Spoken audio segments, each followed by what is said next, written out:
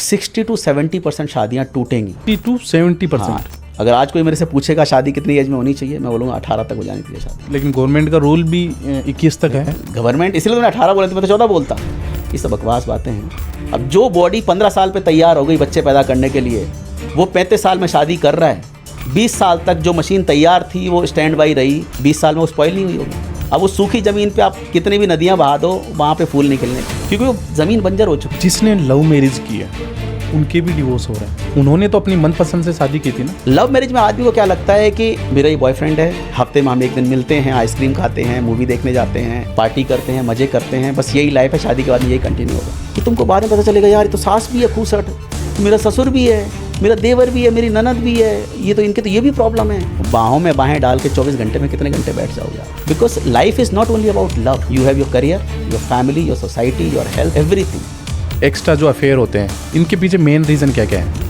अगर मर्द की फिजिकल नीड पूरी नहीं होगी तो वो फ्रस्ट्रेट होगा, वो लड़ेगा झगड़ेगा, वो बाहर तूफान मचाएगा। जहाँ पे औरत की बात है, औरत जब भी एक्स्ट्रा मैरिटल अफेयर में जाएगी ना, वो कभी सेक्स के लिए नहीं जाती है। सबसे बड़ी भ्रांति है। आज अगर किसी आदमी की औरत अगर दूसरे के पास जा रही है ना, तो आपके अंदर भी कोई कमी होगी, तब वो किसी दूसरे के पास जा रही है। औरत से परेशान हो गए, हस्बैंड ने सुसाइड कर लिया, शादी होते ही हनीमून के नाम पे ले जाके उसका मर्डर करवा देना, बॉयफ्रेंड के साथ मिलके हस्बैंड को काट कर ड्रम में पैक करवा के मरवा देना। जो औरत मर्डर करवा सकती है वो शादी के लिए रेडी कैसे हो सकती है? मैं कैसे मान लूं कि जो लड़कियां छिपकली देख के डर जाती हैं वो एक आदमी को मरवा देंगी? कितना बड़ा कारण रहा होगा उसके पीछे। मैं तो कहता ही नहीं कौन सही कौन मैं, आप मुझे 100 गालियां दे दो।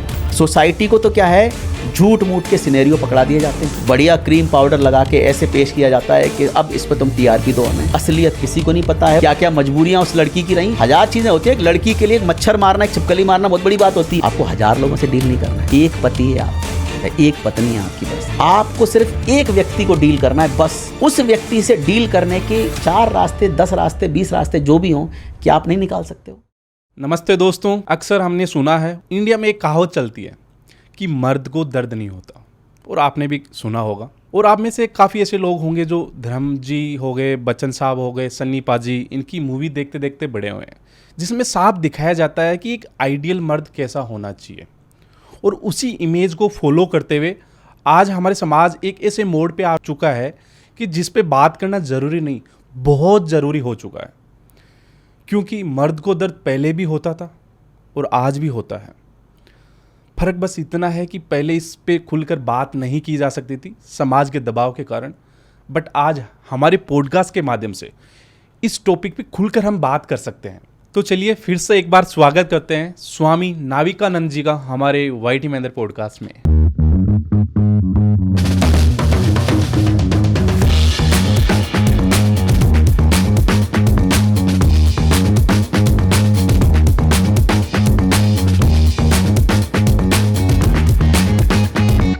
नमस्कार। कैसे हैं सर आप? गुड, आप कैसे हैं? मैं बढ़िया। हमारा लास्ट पॉडकास्ट काफ़ी अच्छा रहा, काफ़ी प्यार मिला व्यूवर्स से। तो आज हमारा मेन जो बेस है ना, वो है रिलेशनशिप। कैसे मेंटेन करना है, क्यों मेंटेन नहीं हो रहे, क्यों डिवोर्स के केस ज़्यादा बढ़ रहे हैं। उस टॉपिक पे आने से पहले मैं चाहता हूँ कि एक बार आप व्यूवर्स को ये बताइए कि स्वामी नाविकानंद जी का मतलब क्या है, मतलब ये कैसे, आपका नाम, रियल नेम क्या है आपका? मेरा रियल नेम तो बताने की ज़रूरत नहीं है मुझे, वो उससे कोई लेना देना भी नहीं है व्यूअर्स को।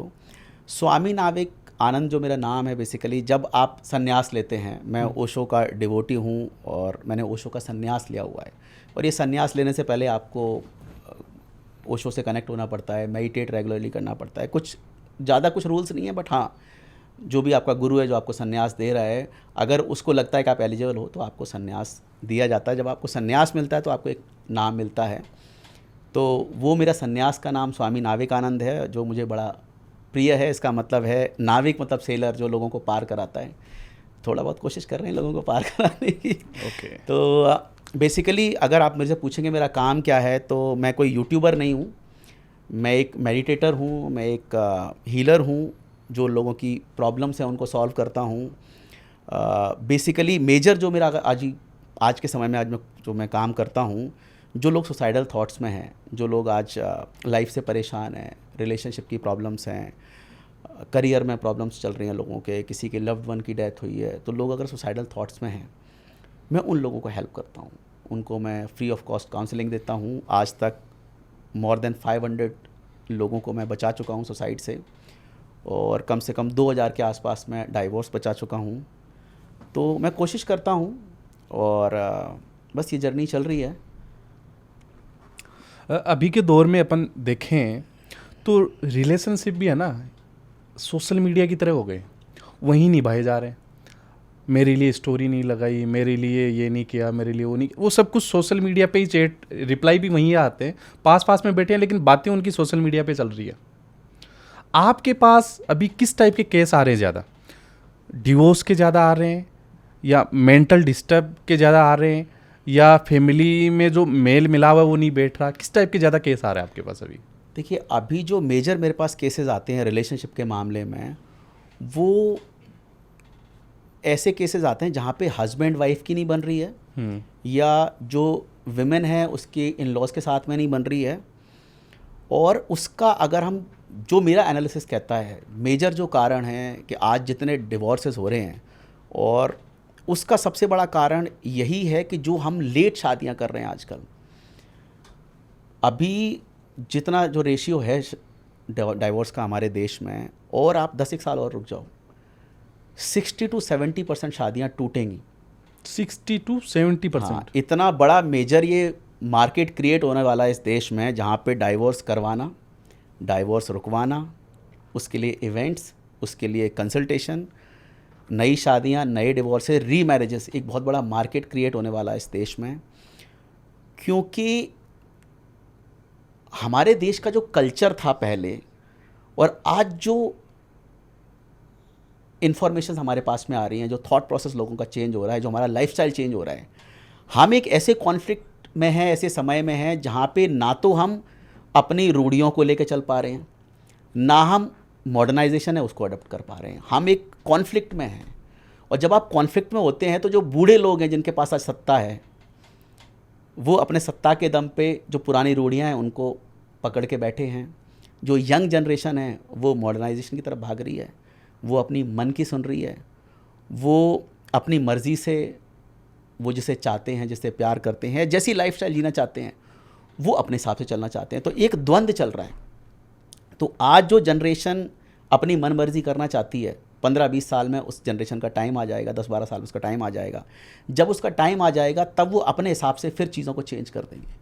असल में होता क्या है, जो जनरेशन गैप वाला जो फॉर्मूला है ना, उसमें क्या होता है कि जो पुरानी जनरेशन है ना, वो जिन कारणों को लेके नई जनरेशन को कोसती है ना, कि तुम टाइम से नहीं उठते हो, तुम किसी की सुनते नहीं हो, तुम तरीके से कपड़े नहीं पहनते हो, तुमको बात करने की अकल नहीं है, जब वो जनरेशन ये सुन रही होती है सारी चीज़ें, तब तक वो शांत रहती है, आपकी सारी बातें मानेगी। जब उस जनरेशन का टाइम आएगा ना, वो सारे रूल्स चेंज कर देगी।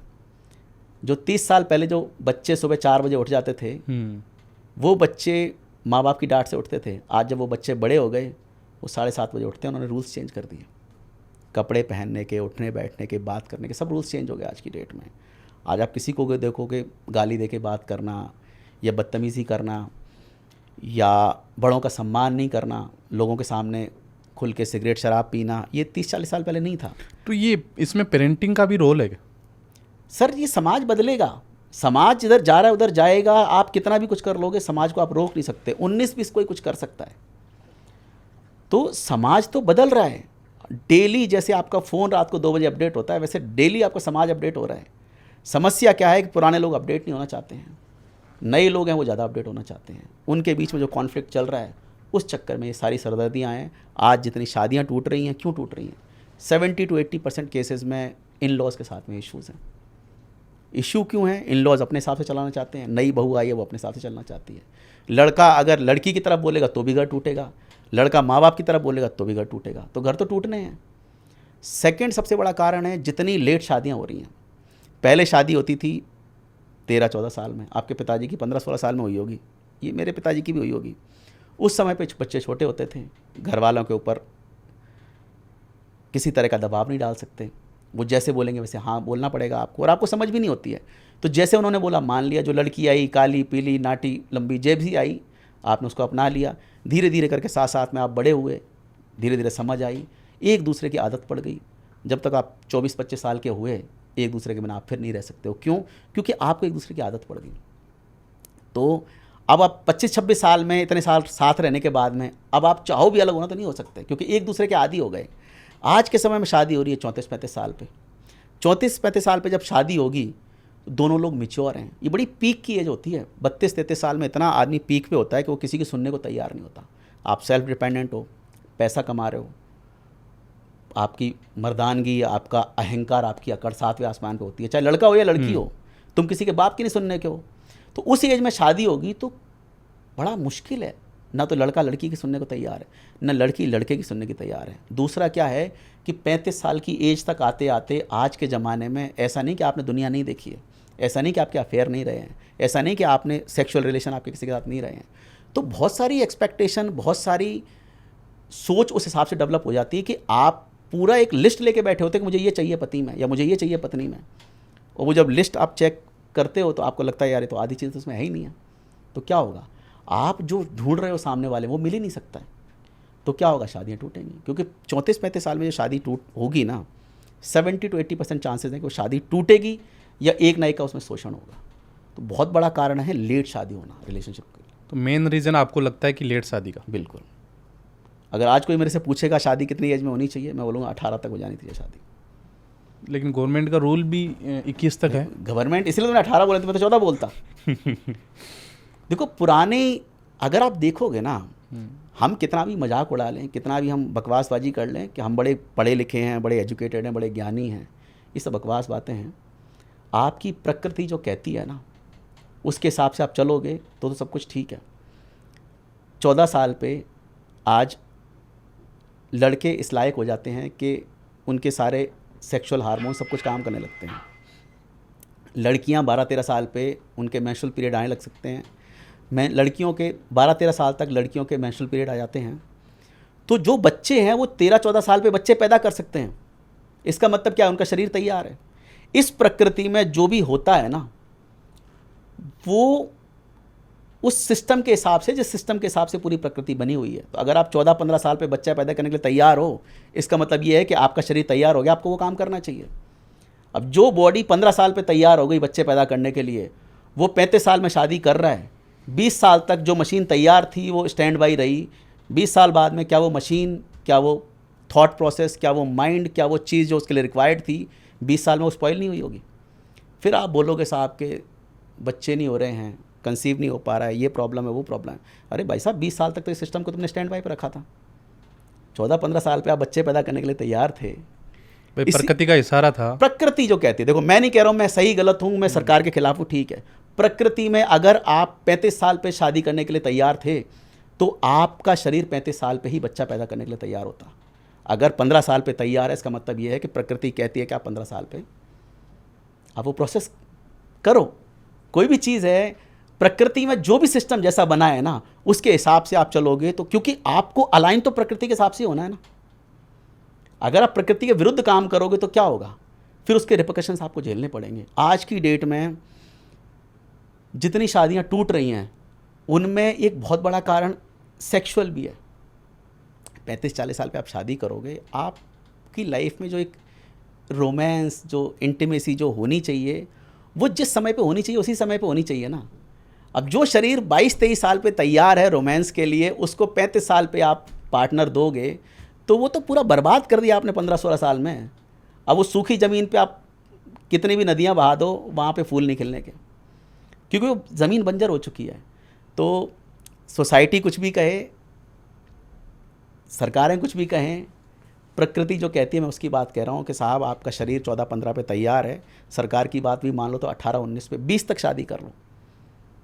अब क्या है कि हमारे सोसाइटी पे सबसे बड़ा प्रभाव है मीडिया का, फिल्मों का, बॉलीवुड का। ये सब बकवासबाजी उस तरह से हमें परोसी जाती है कि आज किसी भी 25-26 साल के लड़के से लड़की से बात करोगे ना शादी की, तो वो अरे शादी नहीं करनी, शादी नहीं करनी, मुझे कभी करनी नहीं है। हर दूसरा बंदा यही कहेगा मुझे शादी कभी करनी नहीं है। क्यों? उनके दिमाग में भर दिया गया है ठूस ठूस के कि तुमको शादी करनी नहीं है। तो बेवकूफ़ होते जल्दी शादी करते हैं। तुम उदाहरण दोगे सलमान खान का, तुम उदाहरण दोगे और बड़े बॉलीवुड के सेलिब्रिटीज़ का, हीरोइंस का, तो ये तो बेवकूफ़ी है। समस्या ये है कि हम फेक आइडेंटिटीज़ को लेके, फेक फैंटेसीज़ को लेके, फेक फैशन को लेके हम कितना भी सोशेबाजी कर लें, आप कुछ नहीं कर रहे हो, आप सिर्फ समाज को बर्बाद कर रहे हो। और ऐसे लोग जो प्रकृति के विरुद्ध चल रहे हैं, वो क्या होगा, एक समय के बाद में चीज़ें ऐसे ही ख़राब होती जाएंगी। लेकिन हम देखते हैं जिसने लव मैरिज की है उनके भी डिवोर्स हो रहे हैं। उन्होंने तो अपनी मनपसंद से शादी की थी ना, तो इसमें किसका रोल है, किसकी गलती है, ये कैसे पता करें? देखिए, लव मैरिज और अरेंज मैरिज कुछ भी हो, मैरिज इज़ मैरिज। हमारी प्रॉब्लम क्या है, हम लव और मैरिज को कनेक्ट करके देखते हैं हमेशा। लव अलग चीज़ है, मैरिज अलग चीज़ है। आप लव किसी से भी कर लो, कोई दिक्कत नहीं है। आपको जिससे लव करना है, जैसा लव करना है, जितना लव करना है, जी भर के लव करो, कोई दिक्कत नहीं है। लेकिन जब शादी करनी हो ना, तब लव को साइड में रख दो। सामने वाले को इस तरह से आप जज करो जैसे आप किसी व्यक्ति का इंटरव्यू ले रहे हो, जैसे किसी व्यक्ति को आपको ज़िंदगी भर के लिए हायर करना है। Because life is not only about love, you have your career, your family, your society, your health, everything. Love is just I will say 5-10% of the life. तो 5-10 सिर्फ 5-10% के हिस्से के लिए आप वो 90-95% हिस्से को बर्बाद नहीं कर सकते हो। आप किसी से प्यार करते हो, आपकी गर्लफ्रेंड है, आपकी वाइफ है, बाहों में बाहें डाल के 24 घंटे में कितने घंटे बैठ जाओगे आप? 1 घंटे, 2 घंटे। उसके बाद में तो लड़ाई झगड़े चालू हो जाएंगे, मारपीट चालू हो जाएगी। तो जो बाकी समय है वहाँ पे आपका करियर है, आपकी फैमिली है, बाकी चीज़ें हैं, उसके लिए भी तो आपको समय देना है। लव मैरिज में आदमी को क्या लगता है कि मेरा ये बॉयफ्रेंड है, हफ्ते में हम 1 दिन मिलते हैं, आइसक्रीम खाते हैं, मूवी देखने जाते हैं, पार्टी करते हैं, मज़े करते हैं, बस यही लाइफ है, शादी के बाद में यही कंटिन्यू होगा। ये तुमको बाद में पता चलेगा, यार ये तो सास भी है खूसट, मेरा ससुर भी है, मेरा देवर भी है, मेरी ननद भी है, ये तो इनके तो ये भी प्रॉब्लम है, ये तो इनका घर छोटा है, इनके तो ये दिक्कत है, इनके तो ऐसे रिचुअल्स हैं। बाद में पता चलेगा यार ये तो फंस गए। तो शादी सबके लिए बराबर होती है। जब भी आपका शादी का डिसीजन लो ना, आप सोच समझ के लो कि क्या इस व्यक्ति के साथ में मैं निभा सकती हूँ, निभा सकता हूँ। क्योंकि शादी एक एग्रीमेंट है 2 लोगों के बीच में। एग्रीमेंट है कि हम साथ में एक घर में रहेंगे, बच्चे पैदा करेंगे, हम बुढ़ापे तक एक दूसरे का साथ देंगे, ये एग्रीमेंट है। ये आप अरेंज मैरिज में करो, लव मैरिज में करो, कुछ भी करो, ये चीज़ सेम रहनी है। तो अगर आप एक दूसरे लव भी कर रहे हो, लव एक समय के बाद में आदमी ऊब जाता है लव मैरिज में। क्यों ऊब जाता है? क्योंकि जब भी आप किसी से मिलोगे हफ्ते में 1-2 बार, 3 बार, 4 बार, किसी से आप प्यार करते हो, किसी के साथ आप गर्लफ्रेंड बॉयफ्रेंड वाला रिलेशनशिप है, हम अपना अच्छा रूप दिखाते हैं हमेशा। आप किसी को इम्प्रेस करना चाहते हो, कोई लड़की आपको पसंद है, तो आप हमेशा अच्छी अच्छी बातें बताओगे, अच्छे कपड़े पहन के जाओगे, अच्छे बाल बना के जाओगे, उसके सामने गाली गलौच नहीं करोगे, बड़े सभ्य से बड़े पैसा सोशेबाजी करोगे। शादी के बाद में तो उसके साथ ही रहना है, उसके साथ ही सोना है, तो फिर आपकी सारी असलियत सामने आ जाती है कि ये तो बदबू भी मारता है, ये तो खर्राटे भी लेता है, इसकी तो माँ खूसट है, ये तो रात को दारू भी पी के आता है, ये तो गालियाँ भी देता है, ये तो ऐसा है, तो वैसा है। 100 तरह की चीज़ें आपके सामने आती हैं। तो फिर लव मैरिज अरेंजमेंट सब बराबर होगी। दुनिया में सारे मर्द तो एक जैसे ही हैं, सब खर्राटे लेते हैं, जितना जल्दी प्यार हुआ उतना ही नफरत होने लग जाती है। सर मैं कह रहा हूँ, जिस व्यक्ति को आपने महीने में 2-4 घंटे दिए, उस व्यक्ति के साथ में पूरे दिन, पूरी ज़िंदगी बिताना, इट्स नॉट ईजी। तो आप हमेशा फैक्ट बेस्ड डिसीजन लो, रिसर्च बेस्ड डिसीजन लो। पति कैसा होना चाहिए? फाइनेंशियली स्ट्रांग हो, फिजिकली स्ट्रांग हो, उसको बातचीत करने का ढंग हो, आपकी बातों को सुनता हो, समझता हो, उसके हिसाब से रिस्पॉन्ड करता हो। ठीक है, ये चीज़ें आप देख के चलोगे तो चाहे अरेंज मैरिज करो, चाहे लव मैरिज करो, आपकी शादी टूटने की नहीं है। अब मैं ऐसे ऐसे लोगों को देखता हूँ कि झगड़े भी हो गए हैं, मारपीट भी हो गई है, एक दूसरे के खिलाफ पुलिस भी FIR भी करा चुकी है, फिर भी वो इतने झगड़ों के बाद भी एक दूसरे को अभी भी वो शादी करना चाहते हैं साथ में। तो तुम भाई जब महीने में 1-2 बार 4 बार मिल रहे हो, तब तुम्हारी बन नहीं रही है, शादी करने के बाद में कहाँ तुम्हारी बनेगी? तो बहुत सी चीज़ें हैं, हमेशा लोग कनेक्ट करते हैं लव और मैरिज को। कहीं किसी जगह नहीं लिखा है कि लव और मैरिज कनेक्टेड हैं, या जिससे आपने लव किया उसी से आपको शादी करनी चाहिए। सबसे बड़ा एग्जाम्पल तो कृष्ण भगवान है ना, राधा कृष्ण का जो एग्जाम्पल है, तो सबसे बड़ा एग्जाम्पल तो प्रेम का वही दिया जाता है। उनकी शादी हुई क्या? कहीं कोई एग्जाम्पल दिखता है आपको? अब लोग कहते हैं ब्रह्मा जी ने उनकी शादी कराई, हम थोड़ी देखने गए थे ब्रह्मा जी ने कराई, कहीं कोई प्रूफ है क्या? तो ये सब बेमतलब की बातें हैं। सांसारिक शादी का मतलब क्या कि आप साथ में रहो, सोसाइटी में सब जगह साथ में चलो, बच्चे पैदा करो, वैसा तो कुछ नहीं हुआ, ब्रह्मा जी ने कहीं कहीं कोने में कहीं छुप के करा दी शादी, उसका कोई अस्तित्व नहीं है। हम अगर सांसारिक चीज़ों के जवाब ढूंढ रहे हैं तो सांसारिक बेस पे होने चाहिए। तो जहाँ तक मुझे लगता है शादी और लव, इन दोनों को सेपरेट रखना चाहिए। किसी से लव करो, कैसा भी करो, ठीक है, जब शादी करने जाओ ना सारी चीज़ें चेक करो। अगर आपको लगता है कि नहीं बन रही है, कोई बात नहीं है भाई, यही तो होगा ना।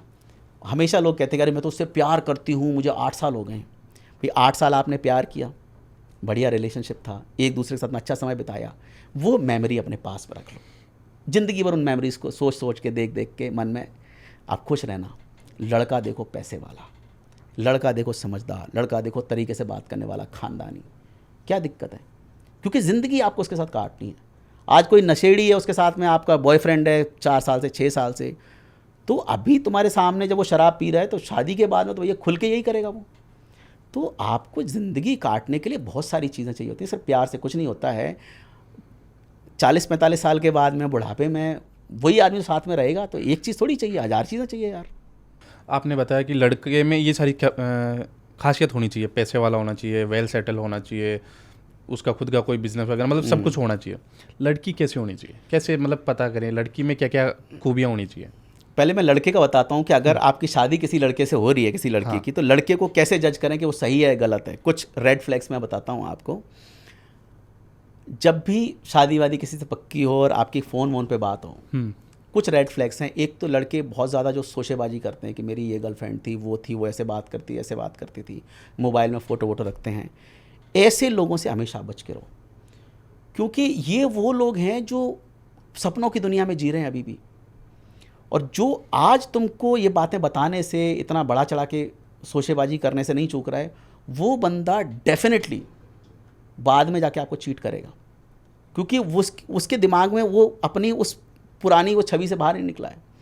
दूसरा, ऐसे लोग जिनके पास समय नहीं है आपके लिए, जैसे आपने फ़ोन किया, अरे मेरे पास और भी काम है, मैं फालतू थोड़ी बैठा हूँ तुम्हारी बातों के लिए, हमेशा फ़ोन करते रहते हो। ऐसा व्यक्ति जो इस तरह से आपसे बात करे या ऐसे आपको जब झटक दे, तो समझ जाओ कि देखो तरीका होता है हर चीज़ का। लेकिन जहाँ पे लोग ये दिखाते हैं कि वो बिज़ी हैं, या वो ये दिखाते हैं कि तुम इम्पॉर्टेंट नहीं हो उनकी लाइफ में, तो आज शादी जब नहीं हुई है तब आप उनके लिए इम्पॉर्टेंट नहीं हो, तो शादी के बाद में कहाँ वो आपको गांठेगा? कि आज ठीक है, आपका बिजनेस है, आपका काम है, आप नौकरी करो, सब कुछ ठीक है, but there is a right way, there is a right approach. अगर आज उस व्यक्ति की अप्रोच सही नहीं है शादी से पहले, तो शादी के बाद तो तुम्हारे को पैर की जूती बना लेगा वो आदमी। दूसरा और क्या है, जो ममाज बॉयज़ होते हैं, मम्मी को बड़ा, मम्मी ये मम्मी वो, मम्मी ने बोला तो मैंने ये किया, मम्मी मेरे लिए कपड़े लेके आई, मम्मी ने फलाना कर दिया, मम्मी ने, जो मम्मी मम्मी करते हैं ना, उनसे और बच के रहो। कि जो मम्मी के राज दुलारे होते हैं ना, वो कभी अपनी बीवियों को प्यार ही नहीं कर पाते। और इसके पीछे ना एक बहुत बड़ा साइंस है। जब आप साइकोलॉजी में जाओगे तो बहुत बड़ा साइंस ये है। लेकिन मम्मी को प्यार तो सब करते हैं ना? ऐसा नहीं है, नहीं, वो बात नहीं है। जो जवानी में है, 30-35 साल की एज है, एक होता है प्यार, एक होता है डिपेंडेंसी, एक होता है हर चीज़ में मम्मी का अप्रूवल, हर चीज़ मम्मी बताएंगी, मम्मी से सजेशन लिया जाएगा, मम्मी बताएंगी तब उठेंगे, मम्मी बताएंगी तब बैठेंगे, मम्मी से पूछ के घूमने का प्लान करेंगे। तो वो जो लोग होते हैं ना, वो कभी अपनी बीवियों को ना तो वो दर्जा दे पाते हैं, ना कभी वो सम्मान दे पाते हैं। अच्छा, मम्मियों की समस्या क्या है, उस पर भी हम बात कर लेते हैं। जब बच्चा पैदा होता है तो माँ हमेशा अटैच होती है, और हमारी ह्यूमन बिहेवियर का ये है कि हम जब भी किसी पे डिपेंड हो जाते हैं, माएँ क्या बच्चों पे डिपेंड होती हैं अपनी खुशियों के लिए। तो माँ को हमेशा ये लगता है कि ये मेरा एसेट है, ये मुझे प्यार करता है, मैं इससे प्यार करती हूँ, एक दूसरे से कनेक्टेड रहते हैं, अधिकार जताती हैं माएँ हमेशा, और वो अधिकार होना भी चाहिए। लेकिन एक समय के बाद में धीरे धीरे करके, जैसे माएँ जब बच्चे को दूध पिलाती हैं, एक समय के बाद दूध छुड़ाती हैं ना वो, कि अब नहीं दूध पिलाना, एक समय तक साथ होता है, फिर बोलती हैं कि नहीं अब साथ नहीं सुलाना है, इसको अब अलग सुलाना है। तो आप हर चीज़ के लिए तैयार करते हो। लेकिन समस्या क्या है कि जहाँ पे बात आती है उसकी बीवी जब आएगी, तब जो आपको डिटैचमेंट दिखाना है वो माएँ नहीं छोड़ पाती हैं। उनको लगता है मेरा अधिकार है, मेरा एसेट है, ये मेरे हिसाब से चलेगा, क्योंकि उसकी चाबी तुम्हारे हाथ में थी 25-30 साल तक, 35 साल तक। वो चाबी हाथ से छोड़ना बड़ा मुश्किल है किसी भी औरत के लिए, क्योंकि वो बुढ़ापे का सहारा वही है, उसने ज़िंदगी उसी के सहारे काटी है। और जब वो नई लड़की आती है तब वो ये नहीं सोचते हैं कि यार अब इसका भी अधिकार है, अब इसको भी शेयर करना पड़ेगा मुझे। तो क्या होता है कि ये बेसिकली ऐसा नहीं कोई कॉन्शियसली करता है, ये अनकॉन्शियसली हमारे माइंड में जब कोई हमारा अधिकार छीनता है तो हमारे मन में उसके लिए वो खिलाफत वाली भावना आई जाती है कि ये मेरा दुश्मन है। और ये आप कॉन्शियसली नहीं सोच रहे हो, आपके सबकॉन्शियस माइंड में कुछ चीज़ें ऐसी हैं जो आपको अपने आप उसके खिलाफ कर देंगी, आपको पता नहीं होगा कि आप गलत कर रहे हो। और वो जो सबकॉन्शियस माइंड में जो गंदगी पैदा हो रही है अपनी बहू के लिए, वो धीरे धीरे करके आपको घर को तोड़ रही है, आपको एहसास ही नहीं हो रहा है। वो उसको लगेगा मैं तो मेरे बेटे से प्यार करती हूँ, मैं तो उसको इतना चाहती हूँ, मैं इसके लिए इतना किया। तो धीरे धीरे करके वो बहू सास में ठन जाती है। तो ये बेसिकली ऐसी चीज़ है जो ऐसा ही नहीं है। जब बचपन में क्या होता है, जब बच्चा छोटा होता है और वो पालने में सो रहा है, उसको माँ दूध पिला रही है, जब पति शाम को घर पे आएगा तो जैसे ही घंटी बजी उसने बच्चे को वहीं छोड़ दिया और तुरंत जाके उसने दरवाज़ा खोला, उसका बैग उठाया, उसको खाना दिया, पानी दिया, उसको बिठाया। तब तक बच्चे के मन में क्या आया, ये अंदर घर करेगा कि ये औरत मुझे छोड़ के इस आदमी के पास चली गई, इसने मुझे ऐसे ही छोड़ दिया। तो उसके अंदर ये भावना आएगी कि ये जो व्यक्ति है ना, इसकी वजह से जो मेरी माँ है वो इतना मुझे प्यार कर रही थी, एकदम मुझे झटक के चली गई। तो उस पति अपने पिता के लिए वो भावना डेवलप होने लगती है। तो बचपन से जब बच्चा माँ से कनेक्टेड है और माँ अटेंशन बाप को दे रही है, तो बच्चे के मन में अपने बाप के खिलाफ वो अपने आप वो द्वेष पैदा हो जाएगा, वो अंदर ही रहता है। तो जब बाप बहुत ज़्यादा बच्चे के लिए कुछ नहीं करता है या बच्चे के लिए अच्छे एग्जाम्पल सेट नहीं करता है, तो वो जो बचपन में जो भावना बाप के खिलाफ पैदा हुई थी वो धीरे धीरे करके बढ़ती जाती है। इसीलिए आपने देखा होगा कि अक्सर बाप और बेटे में नहीं बनती है, क्योंकि वो जो बीज जो बोए गए हैं ना 1-2 साल पे 3 साल पे, वो बीज धीरे धीरे करके इतने बड़े हो जाते हैं कि हमें पता ही नहीं था हमारे अंदर वो दबा हुआ है। तो यही उन औरतों के साथ में होता है कि अंदर वो बीज दबा हुआ है प्रेम का, बच्चे से कनेक्शन का, कि ये मेरा अधिकार है, मेरा एसेट है। जब वो लड़की आई तो ये उससे बात करने लगा, उसको समय देने लगा, 7 बजते ही उसके कमरे में चला गया, कहीं जाना है तो माँ से बिना पूछे घूमने चले गए, मूवी देखने चले गए। धीरे धीरे करके अंदर वो भावना द्वेष की पैदा हो जाती है। अब वो दुश्मन हो गए सास बहू, अब वो 24 घंटे वो दुश्मनी चल रही है। अब जिसके औरत के पास में घर की चाबी है, जो मालकिन है, आज उसने राज किया है 20-25 साल इस घर पे, वो कैसे छोड़ देगी? वो अपने उस पावर का दुरुपयोग करती है, बहू को परेशान करती है, डिक्टेटरशिप दिखाती है। कई बार it's not same in same all the cases, कहीं जगह होता है। तो बहू और ऐसे हो जाएगी उनमें, फिर धीरे धीरे करके अब बहू कहेगी मुझे अलग रहना है। जब बहू कहेगी मुझे अलग रहना है तो बहू डायन हो गई, इसने तो हमारी लड़की को बस में कर लिया, इसने तो हमारे लड़के को बस में कर लिया, इसने जादू टोना कर दिया, इसने तो चंगुल में फंसा लिया, ये तो डायन है, ये तो फलानी है। धीरे धीरे करके वो औरत दुश्मन बन गई। क्यों दुश्मन बन गई?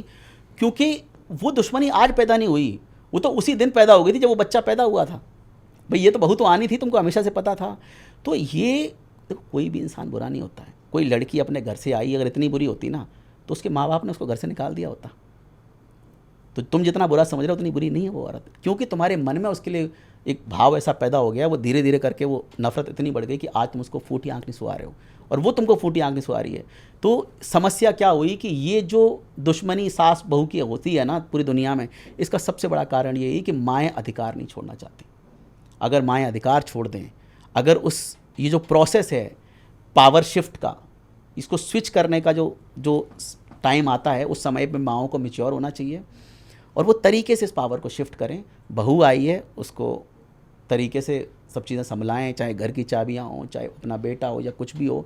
और आपको द्वेष नहीं पालना है, क्योंकि ये वो औरत है जिसके साथ में आपके बेटे को बुढ़ापा काटना है। ये वो औरत है जिससे आपके बच्चे पैदा होंगे, आपके नाती पोते पैदा होंगे। ये वो औरत है जिसके साथ में हर वो जीवन की एक्टिविटी जिसके साथ में शामिल होगी। तो क्या है कि आपको थोड़ा सा उदार होना चाहिए। इसमें अब अगर बात करें बेटे की बहू, उसकी क्या जिम्मेदारी होनी चाहिए बाप और उसकी माँ के लिए?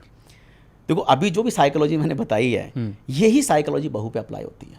आपको ये पता होना चाहिए कि ये जो इन बेटे और माँ का संबंध है ना, ये 30 साल इस औरत ने इस लड़के को दिए, इस लड़के ने इस औरत को दिए हैं, ये दोनों कनेक्टेड हैं। कई बार उसको क्या लगता है कि मेरा पति है, मुझे प्यार कर रहा है। अच्छा, नया नया अब शादी होती है तो उनका फिजिकल रिलेशन, इमोशंस, रोमांस इतना कुछ होता है कि वो महीने 2 महीने उसको लगने लगता है कि बस ये तो मेरे चंगुल में है। तो क्योंकि वो जब आपके पास आएगा ना, तो क्योंकि भाई उसका भी सूखा है 30 साल का उसके जीवन में, जब वो तुम्हारे पास आएगा तो वो आपकी तरफ पूरा फोकस होगा उसका। तो वो क्या है, इस भूल में हो जाती है कि अब तो ये मेरा है, अब तो मैं सास के खिलाफ इसको ऐसा नहीं भड़का रही है, लेकिन उसको लगता है सच्चाई है कि अरे आज तो मम्मी ने ऐसा बोल दिया, आज तो उन्होंने ऐसा बोल दिया, आज तो मेरी तबीयत ख़राब थी, फिर उन्होंने मेरे से खाना बनवाया और दवाई नहीं थी, उन्होंने किसी से दवाई भी नहीं मंगवाई, मैं सुबह से ऐसी बैठी हूँ, मैं आपका इंतज़ार कर रही थी। अब उस लड़के को अब वो अपनी माँ से इतना प्यार करता है, इतने सालों का उसका कनेक्शन है, वो क्या है कि एक तरफ बीवी का प्यार है, लेकिन सालों का जो सिस्टम बना हुआ है उस सिस्टम पे जब कोई आघात करेगा तो वो वहाँ से अब द्वंद्व चलता है। यहाँ पे साइकोलॉजी के अनुसार दो चीज़ें हैं, एक है लिबिडो विच इज़ सेक्स या उस तरह की भावना है, दूसरा है जो अहंकार है, जो ईगो है। इन दो के बीच में हमेशा कॉन्फ्लिक्ट रहता है। तो libido is just not sex, ये बहुत सारी कामनाएं हैं, इच्छाएं हैं वो, और आपके अहंकार या आपका ईगो। ईगो का मतलब है कि संसार के हिसाब से बेस्ट आप होने चाहिए, कि बेटा ऐसा होना चाहिए, एक फादर ऐसा होना चाहिए, पति ऐसा होना चाहिए। आपकी एक इमेज है जो ईगो के साथ कनेक्टेड है। आप कभी अपने ईगो को सेटिस्फाई करने की कोशिश करते हो, कभी आप अपने लिबिडो को सेटिस्फाई करने की कोशिश करते हो। तो जब आप अकेले में हो तब आपका लिबिडो आपके ऊपर हावी होगा, जब आप सोशली कहीं हो, घर में हो, परिवार में हो, शादी ब्याह में हो, वहाँ पे आपका ईगो आपको डोमिनेट करेगा। तो ये कॉन्फ्लिक्ट हमेशा रहता है। ईगो सुपर ईगो आपने सुना होगा।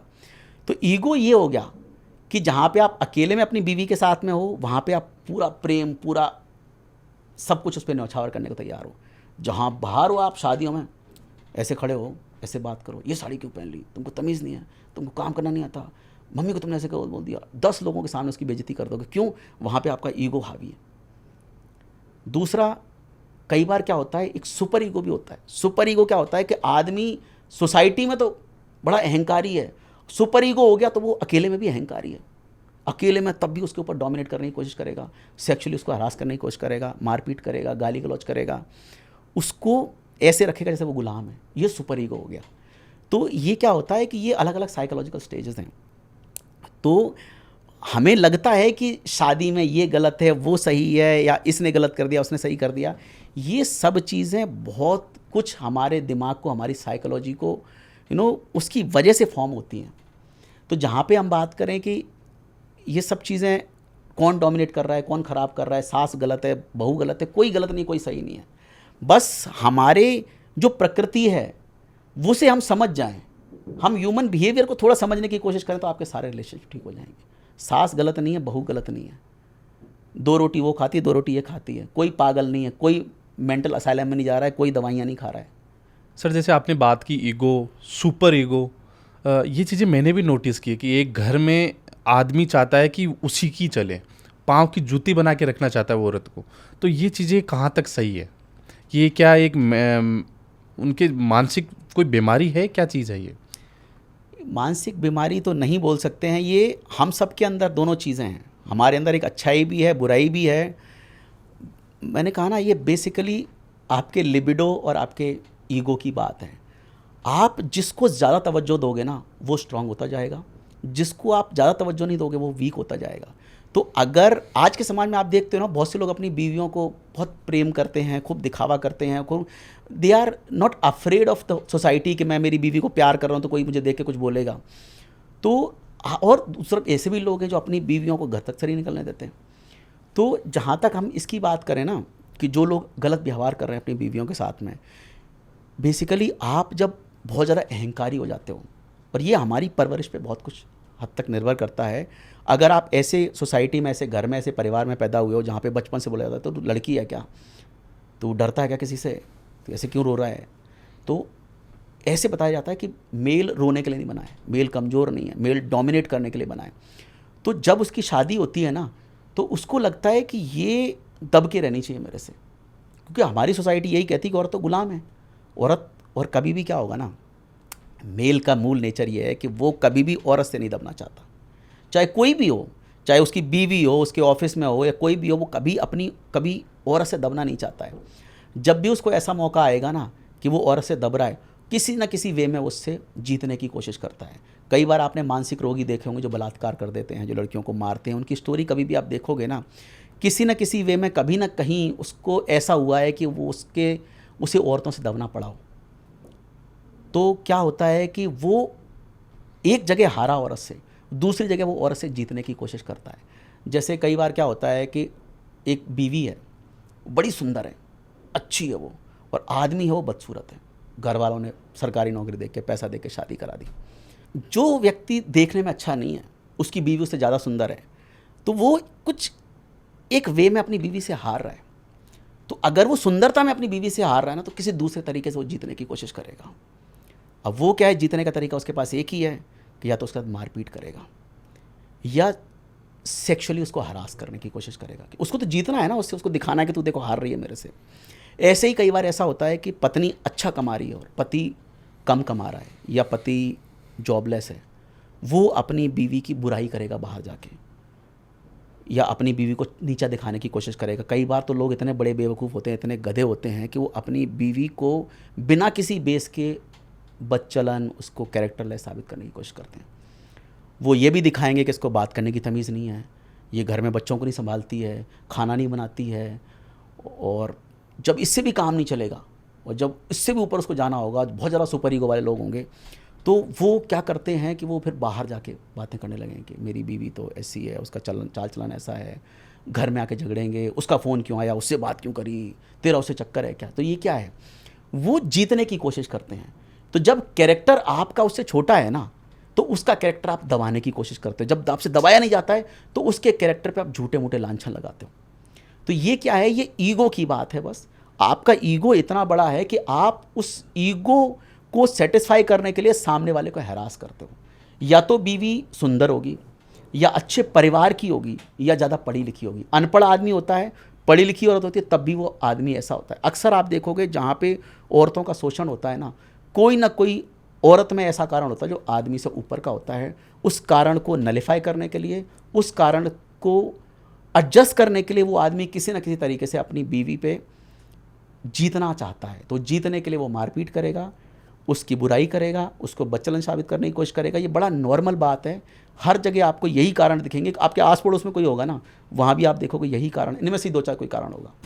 सर आपने बताया कि ये नीचा दिखाने के लिए ऐसी हरकतें करते हैं, औरतों के साथ मारपीट करना हो गया, उनको हरेसमेंट करना हो गया, तो ये चीज़ें साइकोलॉजिकल कुछ प्रॉब्लम है या इसके अलावा भी कुछ प्रॉब्लम होती है, या इसको मतलब किस वे में लेके जा सकते हैं? देखिए, ये जो मैंने कारण बताया ना, ये तो नॉर्मल हमारी सबका नेचर है। हमारे अंदर ईगो भी है, हमारे अंदर लिबिडो भी है। किसको ज़्यादा सपोर्ट करोगे वो ज़्यादा हावी होगा। इसके अलावा एक साइकोलॉजिकल कंडीशन है जिसको हम बोलते हैं नार्सिसिज्म। नार्सिसिज्म का अगर हिंदी अर्थ आप पूछोगे तो वो है आत्ममोही आदमी। सिर्फ मैं के अलावा वो कुछ नहीं जानता है। मेरा अहंकार, मेरा सम्मान, मेरी इज्जत, मेरा पैसा, मेरी दौलत, मैं के अलावा कोई बात नहीं करता है।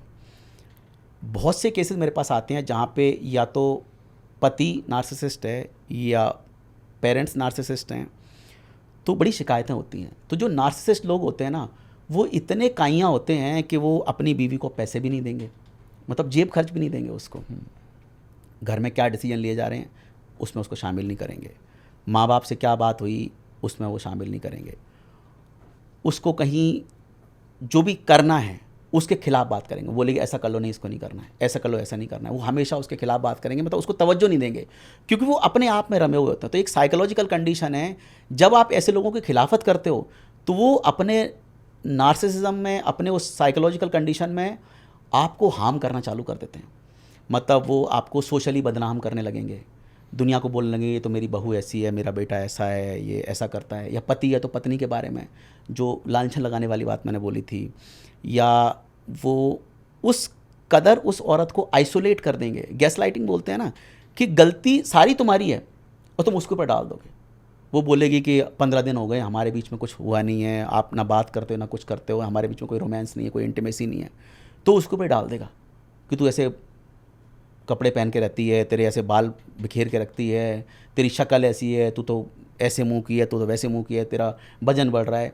तो गैस लाइटिंग करके उसी के ऊपर डाल देंगे।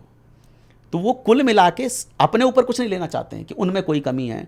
तो जब भी कोई भी बात वो बोलेंगे ना, वो हमेशा सामने वाले को ही दोषी बना देते हैं उसमें। तो जितने भी नार्सिसिस्ट लोग हैं ना, उनके साथ अक्सर लोग से मेरे पूछते हैं कि नार्सिसिस्ट लोगों के साथ में कैसे डील किया जाए। तो नार्सिसिस्ट लोगों के साथ में डील करने का कोई तरीका नहीं है। ना तो ये सुधरे हैं, ना ये सुधरेंगे। जीवन में जैसे जैसे बूढ़े होते जाएंगे और कड़वे होते जाएंगे। नार्सिसिस्ट आदमी से बचने का एक ही तरीका है, या तो आप उससे अलग हो जाओ, या उस आदमी से उतना ही आप काम लो, उतने ही उससे व्यवहार रखो जितने में आपका काम चल रहा है। जितना ज़्यादा आप उसे अच्छा करने की कोशिश करोगे, जितना आप अच्छे बनने की कोशिश करोगे, वो व्यक्ति उतना ज़्यादा आपका शोषण करेगा। तो अगर वो मारपीट कर रहा है, डेली मारपीट हो रही है, मैं कह रहा हूँ डाइवोर्स ले लो, अच्छा है। या आप बच्चों के भरोसे बैठे हो कि बच्चों की ज़िंदगी ख़राब हो जाएगी, अलग हो जाओगे, तो ज़िंदगी तो वैसे भी ख़राब हो रही है। आज आपकी बेटी, आपका बेटा है, घर में रोज़ मारपीट हो रही है, रोज़ ये गंदगी मच रही है, आपके बच्चे क्या कभी, लड़की है तो कभी अपने पति पे ट्रस्ट कर पाएगी शादी के बाद में? या लड़का है, क्या वो अपनी बीवी के साथ में अच्छा रह पाएगा? क्योंकि घर में ये गंदगी देख देख के हो सकता है आज उसको अलग कर दो, थोड़े फाइनेंशियल प्रॉब्लम आएंगे, लेकिन आज अगर इस घर में वो रहते रहे, इसी गंदगी में रहते रहे, वो साइकोलॉजिकल इतने डिस्टर्ब हो जाएंगे, इतने कड़वे, इतने बुरे, इतने गंदे हो जाएंगे कि वो अपनी ज़िंदगी को खुद ही नर्क बना देंगे। तो अच्छा है कि आप आज अलग हो जाओ, क्योंकि ऐसे आदमी के सुधरने की कोई संभावना नहीं होती है। जो व्यक्ति सेक्सुअली हरास कर रहा है, रोज़ शराब पी रहा है, आपके ऊपर लांछन लगा रहा है, आपके साथ में बदतमीजियाँ कर रहा है डेली, और रोज़ का रूटीन है ना, तो ऐसी कोई ज़रूरत नहीं उस रिश्ते को निभाना है। समाज जाए भाड़ में, दुनिया जाए भाड़ में, आपकी ज़िंदगी प्यारी है, आपके बच्चों की ज़िंदगी प्यारी है, अलग हो जाओ, उसमें ज़्यादा भलाई है। तो ये कंडीशन मेल और फीमेल दोनों के लिए सेम? सब में होती है। नार्सिसिस्ट लोगों का ये नेचर ही है, ये कभी सुधर ही नहीं सकते। तो क्या ये चीज़ें शादी के बाद ही समझ आती है? शादी के पहले भी अपन इन चीज़ों को समझा जा सकता है, ताकि उससे पहले अपन कुछ एक्शन तो ले सके, शादी करनी ही नहीं करनी, रिलेशन में जाना नहीं जाना? ये जो साइकोलॉजिकल कंडीशन है धीरे धीरे डेवलप होती है। जैसे जैसे मैंने कहा ना, जैसे बूढ़ा होगा आदमी, बड़ा होगा, वो बढ़ती जाएंगी वो चीज़ें। तो समझने का कुछ तरीका है। जो व्यक्ति सिर्फ अपनी अपनी बात कर रहा है, मैंने आज ये किया, मैं यहाँ गया, मैं वहाँ गया, शादी से पहले बातें होती हैं, तो वो आदमी अपनी अपनी गाएगा, अपनी अपनी सुनाएगा, अपनी अपनी बताएगा, आप में इंटरेस्टेड नहीं होगा। जो आदमी आज आप में इंटरेस्टेड नहीं है, समझ जाओ वो आत्ममोही है, वो नार्सिसिस्ट है।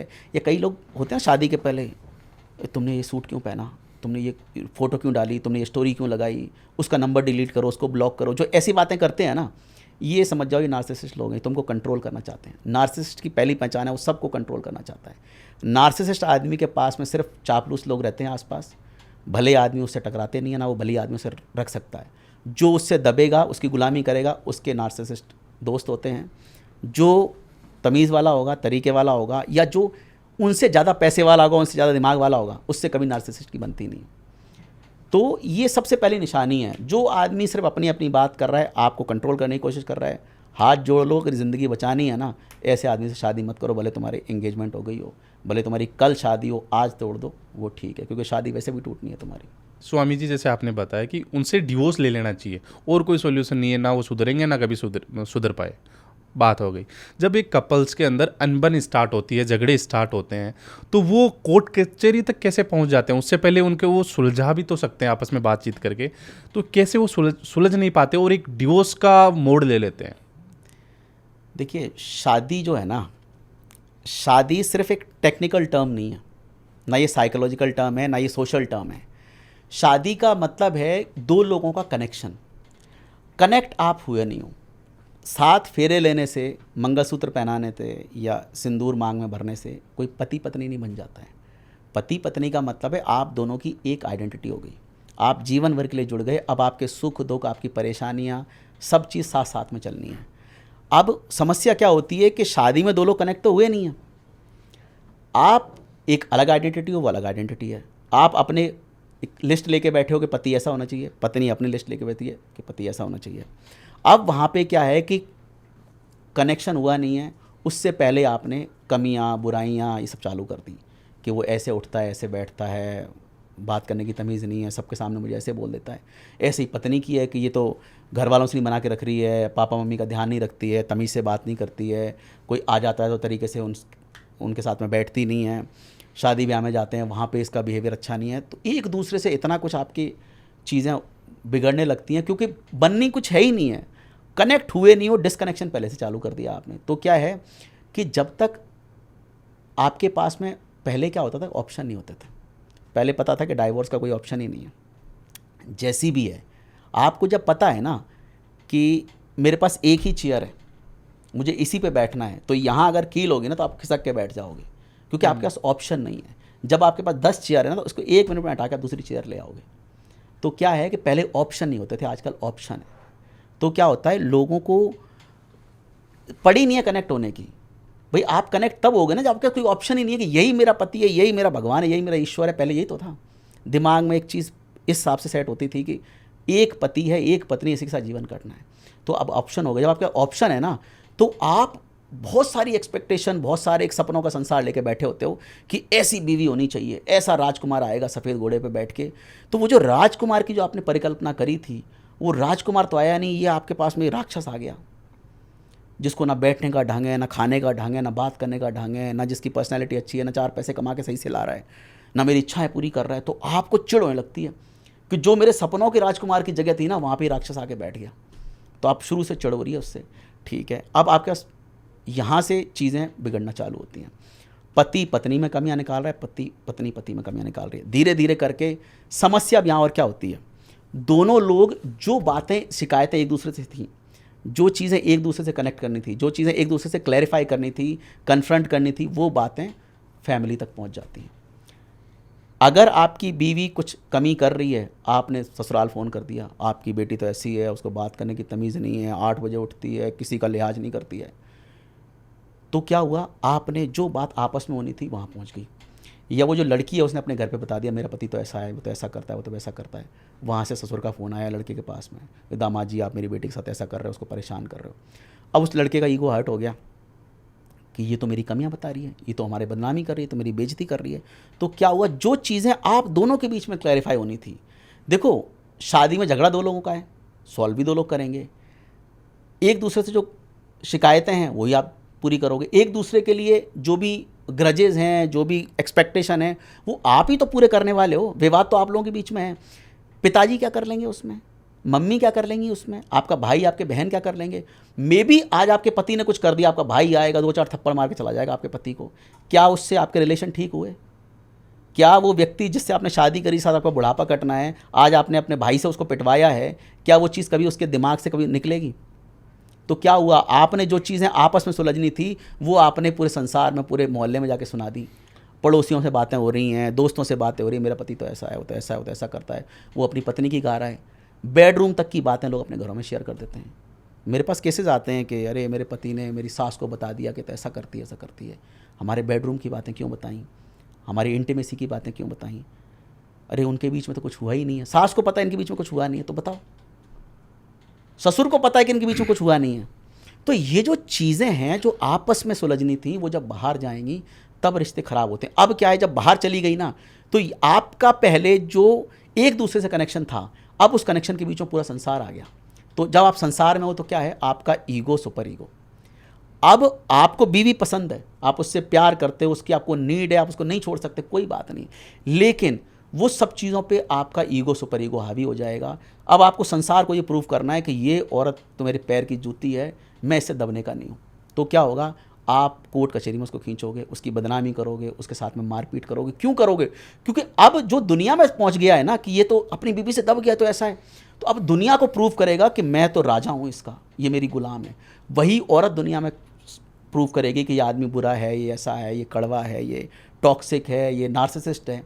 तो आप अब एक दूसरे से कनेक्शन नहीं है, अब आप के बीच में एक समाज का एक बहुत बड़ा एक स्कोप आ गया। अब उसके थ्रू सारे काम होंगे। कोर्ट कचहरी में जाओगे तो आप ये सोचोगे अब मुझे दुनिया को दिखाना है कि इस औरत को अब तो मैं घुटनों पे ला के रहूँगा। औरत सोचेगी अब तो इनकी ज़मीन ज़्यादा से बढ़प के मानूंगी मैं। क्यों? क्योंकि अब आप समाज के थ्रू दुनिया को दे रहे हो, आपके ईगो से लड़ रहे हो। आप प्यार खत्म हो गया, इमोशंस खत्म हो गए, फीलिंग्स खत्म हो गई, अब सिर्फ और सिर्फ ईगो लड़ रहा है। वहाँ 2 लोग कनेक्टेड नहीं है, वहाँ सिर्फ अब ईगो की लड़ाई हो रही है। आज भी मेरे पास ऐसे केसेस आते हैं कि डाइवोर्स हो गया, अब चाहते हैं फिर से एक हो जाएं। कई सारे केसेस आते हैं। तो इसमें ऑल ओवर जो रिजल्ट आता है वो मेन ये है कि एक कमरे की, बेडरूम की बातें बाहर शेयर नहीं होनी चाहिए, क्योंकि उसके बाद में कहीं तीसरे लोग भी फ़ायदा उठा जाते हैं। फ़ायदा क्या, देखो, क्योंकि बहुत सारे लोग जल रहे होते हैं ना। हर आदमी आपका सगा नहीं है। औरतों को, एक औरतों के अंदर बहुत बड़ी बीमारी क्या है, उनको लगता है कि हर आदमी उनका सगा है, और उनको ये लगता है कि हम किसी को अपना दुख बताएंगे तो लोग सहानुभूति दिखाएंगे, और उस झूठी सहानुभूति के चक्कर में, उस झूठी सिंपैथी के चक्कर में वो ऐसी ऐसी बातें बाहर बता देते हैं। और क्या है, दुनिया में चुगलियात होती है, तो जो चीज़ आपने उसको बताई है ना, घूम फिर के आपके पति के पास पहुंच गई। या जो पति की बात है उसने अपने किसी दोस्त को बताई, वो घूम फिर के उसकी पत्नी के पास पहुंच गई। कि दुनिया तो गोल है। तो वो अब आदमी को कितना हर्ट होगा कि मेरी आपस की बात ये थी और इसने उसको बता दी। तो अब जब भी वो उस औरत का सामना करेगा, उस आदमी का सामना करेगा, उसको ये पता है कि इसको मेरे बेडरूम तक की बात बताएगी क्या हुआ है। तो अगर किसी से, कई बार होता है कि मेल में इम्पोटेंसी की प्रॉब्लम है, नामर्दी है, नपुंसकता है, अब वो अगर उसकी बीवी जाके अपने मायके में ये बात बता दे और उसके मायके से कुछ खबर इधर आए, बातचीत हो, अब सोचो आदमी का ईगो, सुपर ईगो किस कदर बर्बाद हो गया। अब फिर वो आदमी बदला लेगा किसी न किसी तरीके से, या उस औरत के ऊपर आपने लांछन लगा दिया कि ये तो कैरेक्टरलेस है औरत, इसके तो पहले से बहुत सारे बॉयफ्रेंड हैं, इसने तो पहले ये किया हुआ है। तो क्या हुआ, आप जब संसार में अपने पार्टनर की बदनामी कर रहे हो, बाहर कर रहे हो, तो अब वो आपसे प्रूव नहीं करेगा, पूरे संसार को प्रूव करेगा कि मैं सही हूँ। और जब ये साबित करना है कि मैं सही हूँ, तो क्या है, आपको गलत साबित करना पड़ेगा। तो वो जो बाहर जो लड़ाई गई है ना, वो फिर आपके पूरे रिलेशनशिप को उस हद तक बर्बाद कर देती है कि कोर्ट कचहरी में कॉलर खींचते हैं एक दूसरे की, ज़मीनें हड़पते हैं, सब कुछ करते हैं। ये क्या है, ये सब यही है कि हम शुरू में चीज़ों को ठीक नहीं करते हैं, जब पूरी चीज़ें बिगड़ जाती हैं, रायता फैल जाता है, फिर हमारे पास कुछ होता नहीं है, फिर जैसे परिस्थितियाँ कराती हैं वैसे काम होते हैं। शादी के बाद जब औरत और आदमी के बीच में जब मनमुटाव होते हैं या कुछ झगड़े होते हैं, तो जो बाहर एक्स्ट्रा मैरिटल अफेयर बनाता है या होते हैं, तो इसके पीछे मेन रीज़न क्या हो सकते हैं आपके हिसाब से? एक्स्ट्रा जो अफेयर होते हैं, इनके पीछे मेन रीज़न क्या क्या है? हमारी मेल फीमेल की प्रकृति अलग है। जब भी औरत आदमी से चाहेगी ना, इमोशंस और फीलिंग्स चाहेगी। आदमी जब भी औरत से चाहेगा, वो फिजिकल इंटीमेसी चाहेगा। हम दोनों की नीड अलग है, और ऐसा नहीं कि ये कोई दिमाग में कोई गंदगी है या दिमाग की सोच है, ये हमारी प्रकृति ऐसी है। तो हमें उसी प्रकृति के हिसाब से काम करना चाहिए। अगर मर्द की फिजिकल नीड पूरी नहीं होगी तो वो फ्रस्ट्रेट होगा, वो लड़ेगा, झगड़ेगा, वो बाहर तूफान मचाएगा। और औरत की फीलिंग सेटिस्फाई नहीं होंगी, उसको इंपॉर्टेंस नहीं मिलेगी, उसको सेटिस्फैक्शन नहीं मिलेगा मेंटली, तो वो घर में बवाल मचाएगी। तो हमें चीज़ समझनी चाहिए कि हम एक दूसरे की नीड पूरी करेंगे ना, तो कभी रिलेशनशिप खराब नहीं हो सकता। तो जैसे आपने बताया कि प्रकृति ऐसी है आदमी की, तो फिर वो अफेयर करना सही है? किस हद तक सही है? देखिए, क्योंकि आपकी बातें लग रहा है जैसे फुल सपोर्टिव है, अफेयर करो, मज़े करो, चिल करो। देखो, अफेयर तो ऐसा नहीं कि मैं किसी चीज़ के सपोर्ट में हूँ या विरोध में हूँ, बट हर चीज़ के पीछे एक कारण होता है।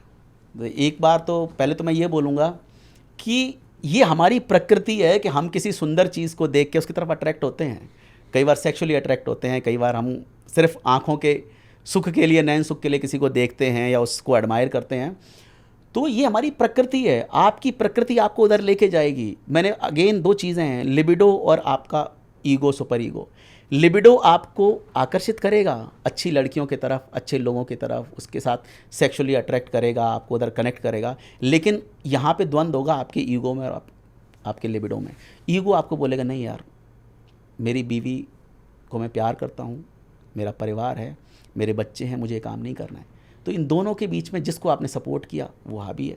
तो जो व्यक्ति अहंकार से ड्रिवन है ना, वो व्यक्ति कहीं हद तक अपने आप को कंट्रोल कर लेता है। लेकिन जो व्यक्ति लिबिडो से ड्रिवन है, अपनी उस डिज़ायर से ड्रिवन है, और उसका ईगो या मैं बोलूँगा उसका जो सामाजिक जो नज़रिया है बहुत ज़्यादा कनेक्टेड नहीं है रीति रिवाजों से, सोच से, एक सभ्य एक जीवन शैली से, तो वो अपने उस लिबिडो की तरफ ज़्यादा अट्रैक्टेड होगा। इसीलिए मैंने कई सारे ऐसे केसेस देखे हैं जहाँ पे मर्द खुले में, घर में बीवी है, माँ बाप है, सब कुछ है, दूसरी बीवी को बगल में 4 घर छोड़ के कमरा लेके रह रहा है, उसके साथ सो रहा है और बोल रहा है तुमको कर लो जो करना है। तो वो क्या, उसको कोई समाज की नहीं पड़ी है, कोई ईगो की नहीं पड़ी है, कोई अहंकार की नहीं पड़ी है, दुनिया उसके बारे में जो बोले बोले, वो अपने लिबिडो को सेटिस्फाई करने में पहले आगे। तो क्या है कि आप अपने जिस रूप को ज़्यादा सपोर्ट करोगे वो उतना स्ट्रांग होता जाएगा। तो इसीलिए जो लोग समाज की परवाह नहीं करते हैं और जो लोग इस नीड की तरफ ज़्यादा आकर्षित होते हैं, वो फ़र्क नहीं पड़ता उनको कि मेरी बीवी क्या सोचेगी, मेरे बच्चे देख रहे हैं, मेरे माँ बाप देख रहे हैं, वो जो करना है वो अपने को कर्म करेंगे और वो उसमें खुश रहते हैं। उनके पास 100 रीज़न है उसको जस्टिफाई करने के। तो जहाँ भी एक्स्ट्रा मैरिटल अफेयर आदमियों के है ना, वो समाज की परवाह बहुत कम करता है, वो अपनी उस डिज़ायर को पूरा करना चाहता है। जहाँ पे औरत की बात है, औरत जब भी एक्स्ट्रा मैरिटल अफेयर में जाएगी ना, वो कभी सेक्स के लिए नहीं जाती है। सबसे बड़ी भ्रांति है कि औरत सेक्स के लिए किसी आदमी के पास जाती है। औरत जब भी जाएगी ना, वो अपनी फीलिंग्स के लिए जाएगी। आज वो दुखी है, परेशान है, तुमने उसकी ज़िंदगी को नर्क बना के रखा है, तुम रोज़ शराब पी के आ रहे हो, उसके साथ में व्यभिचार कर रहे हो, गंदगी मचा रहे हो, मारपीट कर रहे हो। आज वो दुखी है, सास ससुर साथ नहीं दे रहे हैं, घर वालों ने उसकी तरफ से मुंह मोड़ लिया है, वो बेचारी दुखी है। ऐसे में कोई पड़ोसी, कोई कलीग, कोई दोस्त उसको फ़ोन करता है, उससे बात करता है, उसको ढांढस बंधाता है, उसकी कहानी सुनता है, उसको कंधा देता है रोने के लिए, तो वो उसकी तरफ कनेक्ट हो जाती है as a friend, as a well wisher. धीरे धीरे करके वो रिलेशनशिप धीरे धीरे बिल्डअप होता है। वो जो उसकी नीड है, फीलिंग्स हैं, जो उसका रोना धोना है, उसको सुनता है, उसकी चीज़ों को जब वो समय देता है तो धीरे धीरे करके उसको लगता है कि ये वो नीड पूरी कर रहा है जो नीड मुझे है।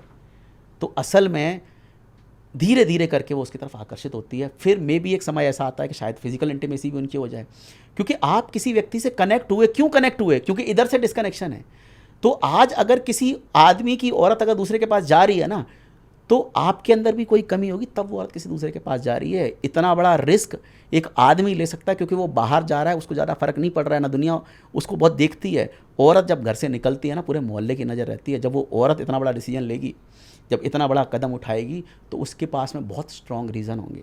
तो आज अगर उसको किसी ने कंधा दिया है, किसी ने उसका साथ दिया है, कनेक्ट हो गई वो, तो औरत हमेशा फीलिंग्स के लिए जाएगी। अगर उसकी फीलिंग्स की परवाह कर लो, उसके इमोशंस को देख लो, तो कभी वो किसी के पास नहीं जाएगी। जब एक कपल्स में शादी से पहले जो कोई रिलेशनशिप में आए या सेक्सुअली डिज़ायर इन्वॉल्व हुए, शादी के बाद में ऐसे अफेयर अगर पता चलते हैं 4-5 साल बाद में, जब एक अच्छे कपल में रिलेशनशिप अच्छे थे, बढ़िया चल रहा था उनके, तब ये चीज़ें ओपन होती है, तो उस कंडीशन में क्या करना चाहिए, और एक औरत को और एक मर्द को, दोनों के लिए? देखिए, किसी भी मर्द के लिए चीज़ बर्दाश्त करना कि मेरी औरत किसी दूसरे आदमी के साथ में सोई है, और आदमी छोटी सी बात को भी सीधा सोने से कनेक्ट कर देता है, सीधा सेक्स से कनेक्ट कर देता है कि पक्का उसके साथ में इसका फिजिकल रिलेशन रहा होगा। वो वीडियो चल जाती है आंखों के सामने उसके कि हाँ ऐसे हुआ होगा, वो हुआ होगा, उसके दिमाग में वो चीज़ फिर घूमती रहेगी, घूमती रहेगी, घूमती रहेगी। समस्या क्या है, जितनी लेट शादियाँ हो रही हैं, जो गैप है, अगर जवानी में 12-15 साल शादी से पहले आप काम किया है, रहे हो, दोस्त रहे हैं, आप दुनिया भर की चीज़ों से कनेक्ट रहे हो, आप कहीं ना कहीं कोई फीलिंग्स, कोई दोस्त, कोई बॉयफ्रेंड, कोई गर्लफ्रेंड रहे होंगे, बड़ी नेचुरल बात है। तो अगर आप 30-35 साल पे शादी कर रहे हो, तो आप मत एक्सपेक्ट करो कि आपको बिल्कुल पूरी वर्जिनिटी और पूरा एक ऐसी लड़की मिलेगी जिसका कभी किसी से रिलेशनशिप नहीं रहा है, या ऐसा लड़का मिलेगा जब किसका किसी से कोई लेना देना नहीं है। अगर ये आपके कंसर्न्स है ना, तो आप 18-20 में शादी कर लो, उसमें आपके भलाई है। क्योंकि आप 32-33 साल पे शादी करोगे, आप ये सब चीज़ें ना देखो तो अच्छा है। दूसरी बात, ये शरीर है, इसमें कुछ भी होता है, कोई फ़र्क नहीं पड़ता है। आपने एक के साथ सेक्स किया है, 10 के साथ सेक्स किया है, कितने बॉयफ्रेंड रहे हैं, कितने गर्लफ्रेंड रहे हैं, अब तक जो था ना वो था, वो चीज़ें ख़त्म हो गई। अब हमारी शादी हो गई है, अब इसके बाद में ये चीज़ें सामने नहीं आनी चाहिए, चीज़ नहीं होनी चाहिए। बस आप अगर ये थ्योरी लेके चलोगे ना आज के समय में, तो आपकी शादी चल जाएगी। लेकिन अगर आप ये सोचो कि पुराना पास्ट था, वो इसका फिर आ जाएगा, ऐसा हो जाएगा, तो एंटिसिपेशन दुनिया भर की रख लो। दूसरी बात क्या है कि आपको अपने ऊपर भरोसा नहीं है। आज जितने लोग अपनी इसे लांछन लगाते हैं ना, असल में वो उसके कैरेक्टर पे उंगली नहीं उठा रहे हैं, वो अपनी नाकामी पे, अपने नाकारापन पे वो दिखाते हैं कि मेरे अंदर कमी है, इसलिए मेरी बीवी उसके पास जा सकती है। भाई अगर आप अपनी बीवी का ख्याल रख रहे हो, उसका ध्यान रख रहे हो, उसकी नीड पूरी कर रहे हो, उसके इमोशंस का ध्यान रख रहे हो, उसको क्या पड़ी है कि किसी दूसरे के पास जाएगी? कोई ना कोई तो कारण सबको चाहिए ना। आज मेरा पेट भरा हुआ है, तो मैं क्यों बाहर जाके खाना खा के आऊँगा? हाँ, टेस्ट चेंज के लिए लोग जाते हैं, लेकिन वो टेस्ट चेंज भी तब हावी होता है जब आप अपने कैरेक्टर को संभाल के नहीं रखते। लेकिन जहाँ तक औरतों की बात है ना, औरतें बहुत मजबूरी में कहीं रिलेशनशिप बनाती हैं। आदमी अपने मज़े के लिए रिलेशनशिप बना लेता है। उसको बीवी सुंदर है, उसका भी ध्यान रखना है, उसकी भी हर चीज़, हर परवाह करेगा, सब कुछ करेगा। कोई ऑफिस में है, कोई कलीग है, कहीं कोई दोस्त है, उसके साथ भी चल रहे हैं, किसी का फ़ोन आ गया तो कॉल, जो ये आते हैं ना एयरटेल वगैरह के फ़ोन आते हैं, उन लड़कियों से ही वो मज़े लेने लगते हैं, कस्टमर केयर पे मज़े लेने लगते हैं। तो ये फालतू लोग हैं ये। अच्छा, तो उनका कैरेक्टर वैसा ही है। तो ये कहाँ तक सही है? अगर वो अपनी रिलेशनशिप को भी मेंटेन करके रख रहा है, वो घर वाली भी खुश है और वो बाहर वाली भी खुश है, तो ये कहाँ तक सही है आपके हिसाब से? और होना चाहिए कि नहीं होना चाहिए? चाहिए नहीं चाहिए सर, क्या होता है, आपका जो कैरेक्टर है ना, वो तो झलकेगा कहीं ना कहीं। आप उसको अगर सप्रेस करोगे ना, तो वो किसी दूसरे तरह से निकलेगा। तो मैं एक ही चीज़ बोलूँगा कि जो आपकी बीवी है, अगर मैं सब तो फीलिंग का ही है ना, आपने अपने माइंड में जो सोच लिया वही आपकी सच्चाई है। अगर आपने सोच लिया कि मैं अपनी बीवी के लिए कमिटेड हूँ, उसके लिए मैं लॉयल हूँ, तो आप कभी डगमगाओगे नहीं। अब क्या है कि लोग लॉयल होते नहीं, कमिटेड होते नहीं हैं, उनको ये लगता है, अच्छा जस्टिफाई कर लेते हैं लोग कि ठीक है यार, घर में बीवी तो है, हम ये कर सकते हैं, जस्टिफाई कर लेते हैं। तो आपको लाइन खींचनी पड़ेगी कि ये मेरी वाइफ है, इसके लिए मैं कमिटेड हूँ, तो वहाँ पे वो लोग कर सकते हैं। या सामाजिक जो लोग पूजा पाठ करते हैं, जो लोग बड़े सभ्य होते हैं, जो बड़े अच्छे परिवारों में रहते हैं, ख़ानदानी लोग होते हैं, वो लोग ना अपनी वैल्यूज़ को बहुत संभाल के रखते हैं। वैल्यूज़ उनकी ये कहती हैं कि साहब हमें डगमगाना नहीं है, हमें व्यभिचार नहीं करना है। तो इसीलिए पहले लोग कहते थे ना कि ख़ानदानी लोगों के घर में शादी करो, अच्छे सभ्य लोग होने चाहिए, क्योंकि उनकी एक परंपरा है, उनके घर में वैल्यूज़ हैं, तो वो लोग कम डगमगाते हैं। और आप ऐसे लोगों को ले लोगे जहाँ पता चला कि पिताजी के भी चक्कर थे, तुम्हारी सास के भी चक्कर थे, दो शादियाँ बाप ने करी हुई हैं, माँ का भी कहीं से लफड़ा था, उनके भी कोर्ट केस चले, तो उनके घरों में जब आप शादी करके जाओगे ना, तो उनसे आप कोई अच्छी चीज़ एक्सपेक्ट नहीं कर सकते। अक्सर मैंने देखा है ऐसे ऐसे परिवार होते हैं जहाँ पे पूरा ख़ानदान बर्बाद है, मतलब उनके यहाँ पे सब खुला खेल चल रहा है। दो शादियां लड़के ने कर ली, वो उसको छोड़ के आ गया, उसकी जो बेटी है वो भी अपने पति को छोड़ के आ गई, वो यहाँ पड़ी है, किसी का कुछ अफेयर चल रहा है। तो ऐसे ख़ानदान बर्बाद होते हैं। तो इसीलिए लोग अच्छे परिवारों को, अच्छे ख़ानदानों को क्यों चुनते थे? क्योंकि उनकी वैल्यूज़ अच्छी होती हैं। जो अच्छी वैल्यूज़ वाला आदमी है वो व्यभिचार भी नहीं करेगा, वो अपनी बीवी की भी केयर करेगा और वो तरीके से अपना जीवन जिएगा। जैसे आप बता रहे हो एक्स्ट्रा मैरिटल अफेयर वगैरह के बारे में, तो एक कॉमन चीज़ है, एक मैरिड मैन किसी न्यू लड़की के साथ जाके ये बोलता है कि मेरी शादी ज़बरदस्ती या बचपन में करा दी गई, मैं इससे संतुष्ट नहीं हूँ, मैं खुश नहीं हूँ। तो अगर वो न्यू लड़की के साथ संबंध बनाता है या उसे कांटेक्ट करता है, तो इस कंडीशन में क्या करना चाहिए और ये कहाँ तक सही है? अगर ऐसी सिचुएशन है जैसा आप बता रहे हैं, तो सबसे पहले तो वो लड़की बेवकूफ़ है, क्योंकि इस रिलेशनशिप में इतनी कॉम्प्लिकेशन है। क्योंकि अगर आप चाहते हो कि किसी मैरिड मैन से शादी करने की, तो सबसे पहले तो एक लीगल कॉम्प्लिकेशन है कि वो शादीशुदा है, उसके बच्चे हैं, तो वो डाइवोर्स लेगा। उसमें जो भी कॉम्प्लिकेशन होंगी, कोर्ट केस चलेगा, 2-3 साल वो केस चलेगा। उसके बाद में कहीं जाके वो आपको अपनाएगा। अगर 4 साल बाद में उसने आपको मना कर दिया तो आपके 4 साल तो बर्बाद हो गए। दूसरी बात, अगर आप सिर्फ मौज मस्ती के लिए, पैसे के लिए या पोजीशन के लिए, या मे बी आपका बॉस है, कुछ है, आपको कुछ प्रमोट कर देगा, उसके चक्कर में उसके साथ घूम रहे हो, तो बात अलग है, आप अपना मतलब निकालो और जयराम जी के निकल जाओ, वो अलग बात है। लेकिन अगर आप उसके साथ में सपनों का संसार बसाने की सोच रहे हो, तो याद रखो जो आदमी अपनी बीवी का नहीं हुआ है वो तुम्हारा भी नहीं होगा। और देखो कि कई बार ऐसे भी केसेस होते हैं जहाँ पे आदमी भी शादीशुदा है, औरत भी शादीशुदा है, दोनों शादीशुदा है, दोनों बेवफा हैं, और दोनों बेवफा मिलके ऐसा रिलेशनशिप बनाना चाहते हैं जिसमें एक दूसरे के साथ में वो वफाई करें। क्या पॉसिबल है? तो सोचो, एक ऐसा कॉम्प्लिकेटेड रिलेशन जहाँ पे आप भी शादीशुदा हो, वो भी शादीशुदा है, आपके भी बच्चे हैं, उसके भी बच्चे हैं, वो आपको नहीं छोड़ेगा, उसका पार्टनर उसको नहीं छोड़ेगा, इतनी सारी कॉम्प्लिकेशन में आपको लगता है कि दोनों डाइवोर्स लेके शादी कर सकते हो? चलो ठीक है, आपने डाइवोर्स ले लिया, आपने सारा रायता यहाँ फैला दिया, और सामने वाला बैक ऑफ कर गया कि मैं तो नहीं तोड़ रहा शादी, अब क्या करोगे? तो आपने तो परिवार ख़राब कर लिया। दूसरा, किसी आदमी के लिए फिर भी एक बार ईजी होता है छोड़ना। एक औरत अपने बच्चों के लिए पूरी ज़िंदगी बर्बाद कर देती है। अक्सर आप किसी भी औरत से व्यथा सुनोगे ना, वो यही बोलेगी कि मैं कब की ये शादी छोड़ के चली गई होती, मैं बच्चों के चक्कर में इस आदमी को झेल रही हूँ। आज 50% औरतें अगर किसी रिलेशनशिप में परेशान है और वो झेल रही हैं ना, सिर्फ बच्चों की वजह से झेल रही हैं। किसी भी औरत के लिए एक बार नरक में जीवन जीना आसान होता है, लेकिन अपने बच्चों को छोड़ के वो नहीं जाएगी। तो कई बार होता है कि आदमी राजी है, उसने सब कुछ कर लिया, औरत बैक ऑफ कर जाएगी, नहीं मैं मेरे बच्चों को छोड़ के नहीं आऊँगी। तो कभी भी ऐसे रिलेशनशिप में जहाँ पे इस तरह की कॉम्प्लिकेसी है, आप कभी घुसने की कोशिश ही मत करो। देखो, शादी एक ऐसी चीज़ है ना, ये मैं कह रहा हूँ इमोशन से ज़्यादा टेक्निकल चीज़ है। आपको खुश रहना है, अच्छा जीवन बिताना है, अपना अच्छा करियर बनाना है, अपने बच्चों के लिए बढ़िया फ्यूचर बनाना है, घर, घोड़ा, गाड़ी, सब कुछ आपको चाहिए। ये सब चीज़ अगर आपको जीवन में चाहिए, सुख चाहिए, तो आप अपने रिलेशनशिप को ईजी रखो, सिंपल रखो, कॉम्प्लिकेटेड मत करो। आपकी बीवी है, थोड़ी कम सुंदर है, चलेगी, थोड़ा उसको तरीके से देखोगे, थोड़ा अलग अलग एंगल से देखोगे, सुंदर लगने लगेगी आपको। सुंदरता आँखों में होती है, कहते हैं ना कि दिल आया गधी पे तो परी क्या चीज़ है। तो आप जब किसी को प्यार करने लगोगे ना, वो आपको अच्छा लगेगा अपने आप। तो love is a practice.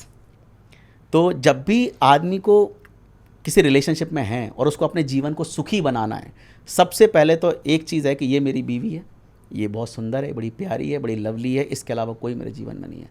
Start pretending कि तुम उसको प्यार करते हो, उससे अच्छी बातें करो, उसको आई लव यू बोलो, उसका ध्यान रखो, उसको ना पैम्पर करो।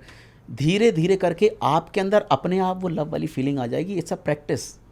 ये ऐसा कुछ नहीं है कि आपको कोई किसी तरह का सामने वाले से कोई एक्सचेंज हुआ है, कोई हार्मोन्स का या कुछ ऐसा है कि ऊपर वाले ने आपका कनेक्शन करके भेजा है, इसी वजह से आपके बीच में प्यार। ऐसा नहीं है। आप जिधर कनेक्ट होना चाहोगे ना, क्योंकि आपका दिमाग एक ऐसी मशीन है ना, इसको जो इंस्ट्रक्शन दोगे ना ये वही मान लेगा। तो आप वन विमेन मैन बनने के लिए कुछ नहीं चाहिए, थोड़ा अपने दिमाग में बस आपको इस चीज़ को फिक्स कर देना है कि ये मेरी बीवी है, मैं इससे प्यार करता हूँ। थोड़ा सा कई बार क्या होता है, कनेक्शन अच्छा नहीं होता, सॉरी, कई बार हस्बैंड वाइफ में बहुत इश्यूज़ होते हैं, झगड़े होते हैं, प्यार नहीं होता है।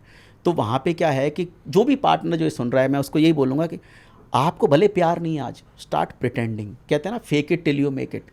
इसका मतलब है कि जब तक वो चीज़ पैदा नहीं हुई आपके अंदर, आप उसको फेक करना चालू कर दो, उसका दिखावा चालू कर दो। तो जब आप अपनी बीवी को आई लव यू बोलोगे, भले आप प्यार नहीं करते हो, आपको सुंदर भी नहीं लगती है, आपके इमोशंस भी नहीं है, फिर भी आई लव यू, खाना खाया कि नहीं खाया, दवाई ली कि नहीं ली, चलते फिरते में आपने चुन्नी काट दी, कभी आपने कपड़े खींच दिए, कभी उसको किस कर लिया, कभी आपने उसको हग कर लिया, कभी सोते में आपने बालों में हाथ घुमा दिया। तो ये क्या चीज़ है कि ये इवेंचुअली एक ऐसा समय आएगा ना कि आपको लगेगा कि मैं इसके बिना जी नहीं सकता हूँ। यही सब कुछ है, ये वो आपके सेंटर में आ जाएगी वो औरत। क्यों? क्योंकि धीरे धीरे करके ये आपका माइंड जो है ना, ये एक मशीन है, इसको आप जो बता दोगे ना ये उसको मान लेगा, वो उसका आदी हो जाएगा। तो अगर कुछ दिन आप प्रिटेंड करोगे ना उससे प्यार करता हूँ, धीरे धीरे आपका मन ये मान लेगा कि आपको इससे प्यार हो गया है, फिर आप उस औरत के बिना नहीं रह सकते। तो जब भी देखो, कनेक्ट तो हो ही गए हो, शादी हो गई है, लाखों का खर्चा भी कर दिया, घर वालों ने सारे मेहमानों को खाना भी खिला दिया है, अब बैक ऑफ करोगे दुनिया भर की बदनामी होगी। तो अब इन चीज़ों को ना एडजस्ट करो। शादी में, किसी भी शादी को चलाने के लिए मैं ये समझता हूँ, देखो 2 लोग हैं, पढ़े लिखे हैं, समझदार हैं, रोटी खाते हैं, इतना दिमाग है कि किसी के भी कोई मेंटल हॉस्पिटल के इलाज नहीं चल रहे हैं, इसका मतलब दोनों सही हैं। बाकी रिलेशनशिप, यारी दोस्ती रिश्तेदारी सब आप निभा रहे हो, इसका मतलब दोनों लोग मेंटली फिजिकली साइकोलॉजिकली फिट हो, कोई दिक्कत नहीं है। समस्या क्या है? समस्या ये है कि आप एक नहीं हुए, आप अलाइन नहीं हुए, साथ में कोई समर्पण नहीं है। शादी में जब तक समर्पण नहीं होगा, जब तक आप उसके लिए पूरी तरह से अपने आप को न्यौछावर नहीं कर दोगे, बोलेगी चल कुएं में गिरना है, कि चल बता कौन से में गिरना है, कितनी गहराई तक गिरना है, पहले मैं गिरूंगा तो बाद में गिरना। इतना समर्पण होना चाहिए, क्योंकि जब तक समर्पण नहीं है किसी रिलेशनशिप में, आप सोचो कि वो रिलेशन कभी चल जाएगा, कभी पॉसिबल ही नहीं है। तो जब आपको पता है कि इसके साथ में मुझे रहना है, इसके साथ में ही मेरा जीवन, मेरा बुढ़ापा कटना है, तो जो भी उसकी कमियां हैं ना, पहले तो उन सब चीज़ों को एक्सेप्ट करो। किसी भी परिस्थिति में सबसे अच्छे रिजल्ट चाहिए ना, पहले जो परिस्थिति जैसी है उसको यथा स्थिति में वैसे ही एक्सेप्ट करो। कि मेरा पति शराबी है, एक्सेप्ट कर लो, झगड़े वगड़े बंद कर लो। मेरा पति अकड़ू है, एक्सेप्ट कर लो। पहले सारी चीज़ें एक्सेप्ट करो, उन सब चीज़ों के साथ में उसको आप प्यार करो। किसी भी व्यक्ति को नफरत से, लड़ाई झगड़े से, टेक्निकल चीज़ें बता के, कोर्ट कचहरी में खींच के किसी को बदल नहीं सकते। अगर जज आपको लिख के दे देगा ना वर्डिक्ट कि आप पति पत्नी, आपको एक दूसरे से प्यार करना है, क्या वो प्यार कर सकते हैं? नहीं कर सकते।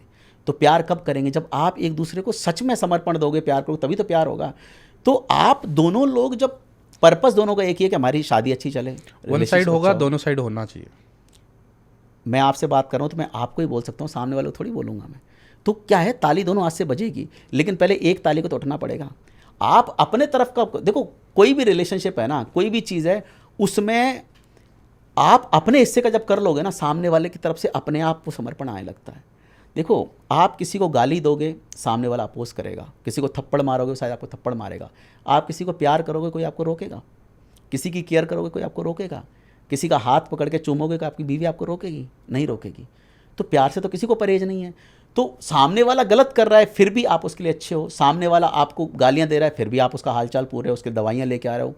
एक समय ऐसा आएगा कि सामने वाला भी हथियार डाल देगा कि नहीं यार, ये तो यार मुझे प्यार सच में करता है। तो हमेशा जब भी किसी रिलेशनशिप में कॉम्प्लिकेसी आती है, आप हमेशा एक चीज़ समझो कि सामने वाला भी चाहता है रिश्ता ठीक हो, मैं भी चाहता हूँ रिश्ता ठीक हो। यहाँ लड़ाई सही गलत की नहीं है, यहाँ सिर्फ और सिर्फ लड़ाई है तरीक़ों की। मैं इस घर को मेरे तरीके से चलाना चाहती हूँ, मेरा पति इस घर को अपने तरीके से चलाना चाहता है। सिर्फ तरीक़ों की लड़ाई है। आप अपने बच्चों को अच्छा बनाना चाहते हो, आप अच्छा परिवार चाहते हो, आप एक दूसरे से प्यार चाहते हो, सम्मान चाहते हो, दोनों एक ही चाहते हैं ना। समस्या सिर्फ तरीकों की है, या तो आप उसके तरीके अपना लो या वो आपके तरीके अपना ले, या दोनों लोग बैठो, झगड़ो, लड़ो, एक दूसरे के सर फोड़ो और बाद में कंक्लूजन पे पहुंचो कि हमें इस घर को ऐसे चलाना है। समस्या सॉल्व हो गई। हस्बैंड वाइफ में झगड़े किस चीज़ के? टेरिटरी के। पति जब औरत की टेरिटरी में घुसेगा तो झगड़े होंगे। हस्बैंड वाइफ में झगड़े के तरीके के हैं। पति अपने हिसाब से चलाना चाहता है, पत्नी अपने हिसाब से चलाना चाहती है, और कोई समस्या नहीं है। सिर्फ हम एक दूसरे के तरीकों पे बहस करना बंद करना, आपकी सारी चीज़ें सॉल्व हो जाएंगी। हस्बैंड वाइफ में कोई नहीं चाहता है कि झगड़े हों। कई बार एक चीज़ और भी होती है कि हम अपने थॉट प्रोसेस में, अपने जो भी हमारे विचार चल रहे हैं, हमारे मन में जो हमने किसी चीज़ की धारणा बना के रखी है, वो हम इतनी स्ट्रॉन्ग बना लेते हैं कि हम सामने वाले को सुनने को तैयार नहीं होते हैं। ज़रूरी नहीं है कि हमेशा सामने वाला गलत हो। मैं अक्सर जब भी मेरे पास केसेस आते हैं, मैं लोगों को यही सलाह देता हूँ कि एक बार सामने वाला जो भी चाहता है ना, 2 महीने के लिए उसकी बातें जैसा वो बोल रहा है वैसे मानने की कोशिश करो। हो सकता है 2 महीने बाद तुमको लगे कि यार ये तो सही था, मैं फालतू में लड़ रही थी, झगड़ रही थी। तो कई बार ऐसा भी होता है कि हम अपने तरीकों पे इतने एडमेंट हो जाते हैं कि सामने वाले को सुनने को तैयार नहीं होते हैं। पति अपनी सुनाने को बैठा है, पत्नी अपनी सुनाने को बैठी है, सुनने को कोई तैयार नहीं है। तो क्या हो रहा है? वन साइडेड कम्युनिकेशन हो रहा है। आप बोल रहे, वो बोल रहा है, सुनने को कोई तैयार नहीं। तो क्या होगा? यहाँ पे विरोध हो रहा है बस। तो अगर दोनों लोग बस एक दूसरे के तरीके को अपना लें या एक दूसरे को समझने की कोशिश करें, सारी प्रॉब्लम सॉल्व हो जाएंगी। स्वामी जी, इतने दिन हमें सुनने को मिलता था डिवोर्स हो रहे हैं, रिलेशनशिप में झगड़े हो रहे हैं, चलो यहाँ तक काफ़ी था, सुन ली, ठीक है, इन चीज़ों का हो गया। लेकिन अभी सोशल मीडिया पे हमें क्या देखने को मिल रहा है कि एक औरत से परेशान हो के हस्बैंड ने सुसाइड कर लिया, फिर दूसरा शादी होते ही हनीमून के नाम पे ले जाके उसका मर्डर करवा देना, तीसरा बॉयफ्रेंड के साथ मिलके हस्बैंड को काट कर ड्रम में पैक करवा के मरवा देना। तो ये सारी चीज़ें जो औरत अपने हस्बैंड का मर्डर करवा सकती है, वो शादी के लिए रेडी कैसे हो सकती है? ये चीज़ें अपन इनको कैसे मान सकते हैं? ये मतलब एक मर्द जात के लिए एक डर का खौफ बना हुआ है। देखिए, बेसिकली हमारे पास में क्या है, कोई भी सिचुएशन होती है उसका एक पार्ट आता है, एक कॉन्स्पिरेसी जो क्रिएट की जाती है या जिस चीज़ को हाइप किया जाता है उसको बड़ा बढ़ा चढ़ा के बताया जाता है। कोई भी एक केस हुआ है, अगर किसी औरत ने अपने पति को मरवाया है, तो यहाँ पे हम सिर्फ और सिर्फ उतने से उस कहानी के हिस्से को पकड़ते हैं जहाँ पे वो औरत है, उसने अपने पति को मरवा दिया। एक औरत इतनी क्रूअल है, इतनी बुरी है कि उसने अपने पति को मरवा दिया, बस इतनी सी बात हम पकड़ के बैठ गए। स्टोरी ना आगे की हमें जाननी है, ना पीछे की जाननी है, ना उसके पीछे एनालिसिस करना है। देखिए, एक लड़की जो अपने पति का मर्डर प्लान कर रही है, सोचो कितना बड़ा मोटिवेशन, कितनी हिम्मत और कितना शातिर दिमाग चाहिए किसी आदमी को मरवाने के लिए। वो थॉट प्रोसेस, वो माइंड डेवलप करने के लिए या वैसी सिचुएशन में आने के लिए कितने बड़े रीजंस रहे होंगे उस औरत के पास में कि उसने ऐसा कर दिया। नहीं, वो ठीक है, मैं ये एग्री हूँ भाई, चलो उनके पास रीज़न रहे होंगे, लेकिन शादी के 4-5 दिन बाद में ही मरवा देना, इससे अच्छा था कि शादी नहीं करनी थी। मेन चीज़ तो ये है ना। इसमें कई बार क्या होता है, देखिए सिचुएशन ऐसी होती है, यहाँ पे मैं हमेशा ये बोलूँगा कि बहुत बड़ा अगर कटघरे में किसी को उठा के रखना चाहिए तो यहाँ पे सोसाइटी को कटघरे में रखना चाहिए, क्योंकि हम सिर्फ और सिर्फ उस सिचुएशन को पकड़ लेते हैं और सिर्फ मीडिया में बस उस चीज़ को हाइप किया जा रहा है, उसके पीछे रोना धोना हो रहा है इतना सादा उसको, क्योंकि किसी को व्यू चाहिए, किसी को सब्सक्राइबर चाहिए, न्यूज़ वालों को टीआरपी चाहिए, बस वो इस केस में जो पार्ट सबसे ज़्यादा कंट्रोवर्शियल है उसको उठाएंगे। आज कोई ये बात नहीं कर रहा है कि उस लड़की ने क्या सिचुएशन में ये किया होगा, या जो बेंगलोर वाला केस था जिसमें एक व्यक्ति ने अपनी पत्नी से परेशान होकर आत्महत्या कर ली, उसने वीडियो बना के तमाम डाला। समस्या पता है क्या है, हम पूरी स्टोरी नहीं जानते हैं। अगर कोई व्यक्ति आत्महत्या करके मर गया और उसने वीडियो बना दिया, इसका मतलब ये नहीं कि वो आदमी पूरी तरह सही है, या उस आदमी ने जो बोला है वो पत्थर की लकीर है, वो गलत नहीं हो सकता है, और वो औरत है वो पूरी तरह से गलत है। ऐसा कहीं नहीं होता है। अच्छे और बुरे के बीच में बहुत बड़ा गैप होता है, उस गैप में कहाँ पे क्या चीज़ें प्लेस हैं आपको नहीं पता है। हम या तो हमारे लिए कोई चीज़ अच्छी है या बुरी है, हम बीच में कभी बात ही नहीं करते। वो औरत, मैं कहता हूँ, राक्षस है, वो चांडाल है, उसने सब कुछ बुरा किया, मान लिया। कुछ तो कारण रहे होंगे कि वो कोर्ट में केस गया, एक औरत की शादी हुई है, वो अपने पति से अलग रह रही है, वो कोर्ट केस कर रही है, वो सब कुछ कर रही है, वो इतना मजबूर कर रही है कि सामने वाला फांसी लगाने को तैयार है। मैं कैसे मान लूं कि सामने वाले आदमी की गलती नहीं होगी कुछ भी? भाई 5, 10, 15, 20% कुछ तो गलती होगी उस आदमी की। आज मर गया है तो हम उसकी तरफदारी करते रहें बस? किसी भी इंसान को, चाहे वो औरत हो या आदमी हो, किसी को नहीं पड़ी है अपने परिवार को बर्बाद करने की, अपने बच्चों को बेघर करने की, डिवोर्स लेके मायके में रहने की, या एक विधवा का या ऐसा जीवन पति के होने के बाद में जीने की। किसी को नहीं पड़ी होती है। There is a grey area in between. वहाँ पे हर किसी की मजबूरियाँ होती हैं, हर किसी का थॉट प्रोसेस होता है, बहुत सारे कारण रहे होते हैं। तो हम सिर्फ उस सिचुएशन को पकड़ लेते कि ये इंसान अच्छा है, ये बुरा है, ये अच्छा क्यों बना, ये बुरा क्यों बना, उसके पीछे कारण क्या रहे होंगे। अगर किसी लड़की ने किसी लड़के के पीछे अगर अपने पति को मरवाया है तो उनके माँ बाप अंधे थे, बेवकूफ़ थे, उनको पता नहीं था कि इसका कुछ चक्कर है। या जो लड़की ने आज पति को मरवा दिया, क्या वो इतनी बड़ी बेवकूफ़ रही होगी कि आज जो किसी आदमी को मारने को तैयार है, उसको मरवाने को तैयार है, उसको भी उसके रिपरकशंस पता होंगे कि मैं जेल जाऊंगी, तो मजबूर हो गई। कितनी बड़ी मजबूरी रहेगी? क्या वो लड़की ने इतनी हिम्मत नहीं होगी कि वो शादी के पहले विरोध कर सकती कि मैं इस लड़के से शादी नहीं करूंगा, मैं इससे प्यार करती हूँ? सोसाइटी को तो क्या है, झूठ मूठ के सिनेरियो पकड़ा दिए जाते हैं, बढ़िया क्रीम पाउडर लगा के ऐसे पेश किया जाता है कि अब इस पर तुम टीआरपी दो, हमें इस पे हमें व्यू सब्सक्राइबर दो। असलियत किसी को नहीं पता है, उस ग्रे लाइन में किसने क्या किया, कौन गलत था, कौन सही था, क्या क्या मजबूरियां उस लड़की की रहीं। हजार चीज़ें होती है। एक लड़की के लिए एक मच्छर मारना, एक छिपकली मारना बहुत बड़ी बात होती है। लेकिन मरवाने से अच्छा डिवोर्स भी तो दे सकती थी। अरे मैं कह रहा हूँ सब कुछ कर सकती थी। मैं कैसे मान लूँ कि जो लड़कियां छिपकली देख के डर जाती हैं वो एक आदमी को मरवा देंगी? कितना बड़ा कारण रहा होगा उसके पीछे। मैं तो कहता ही नहीं कि कौन सही कौन, मैं कह आपको मुझे 100 गालियां दे दो, मैं यही बोलूँगा। आज किसी घर की लड़की है, आपके घर में आपकी बहन होगी, आपकी बेटी होगी, क्या आप सोच सकते हो कि आपकी बेटी बहन उस स्तर तक नीचे गिर सकती है किसी को मरवा दो?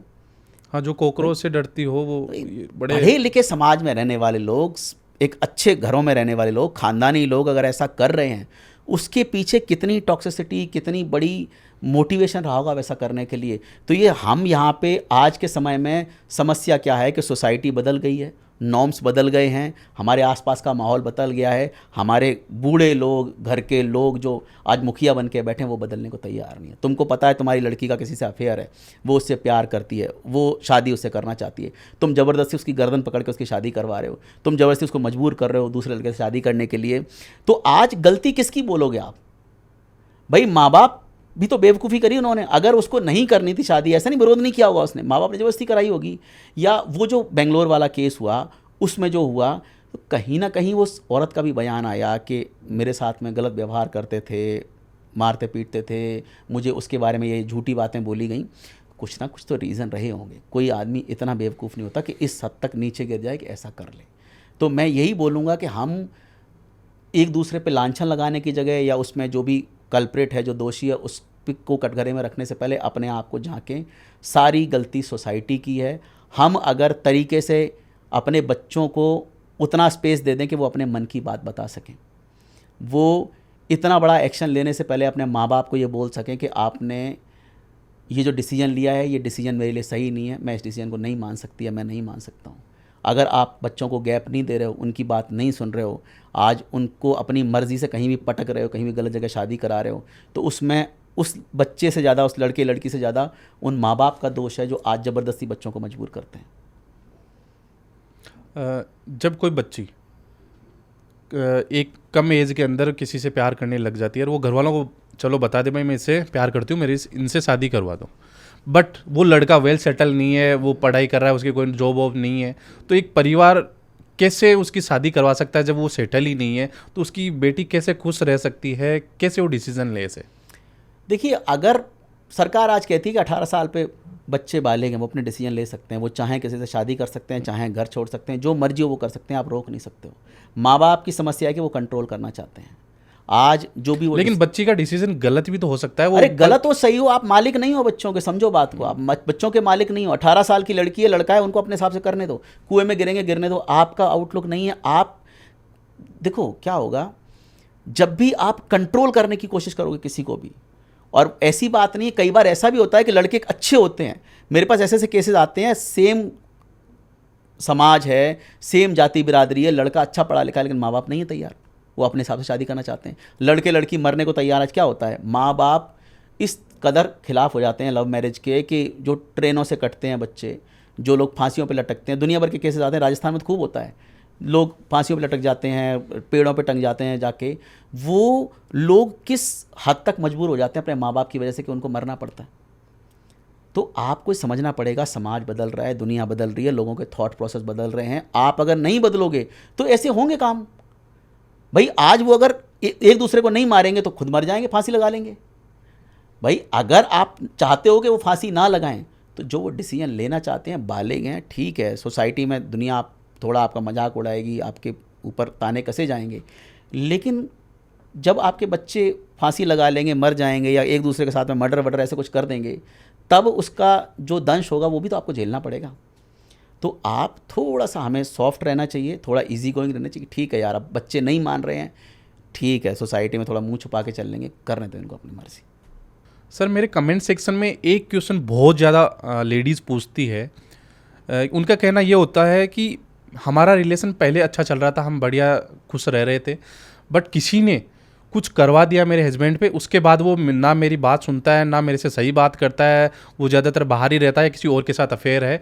तो ऐसा कुछ होता है क्या? कोई उसने, मतलब बोलने का मतलब ये होता है कि कोई वशीकरण ऐसा कुछ होता है ये रिलेशन के अंदर? ये जितने भी जादू टोने वाली बातें, वशीकरण की बातें, ये सब बातें 95-98% फेक होती हैं।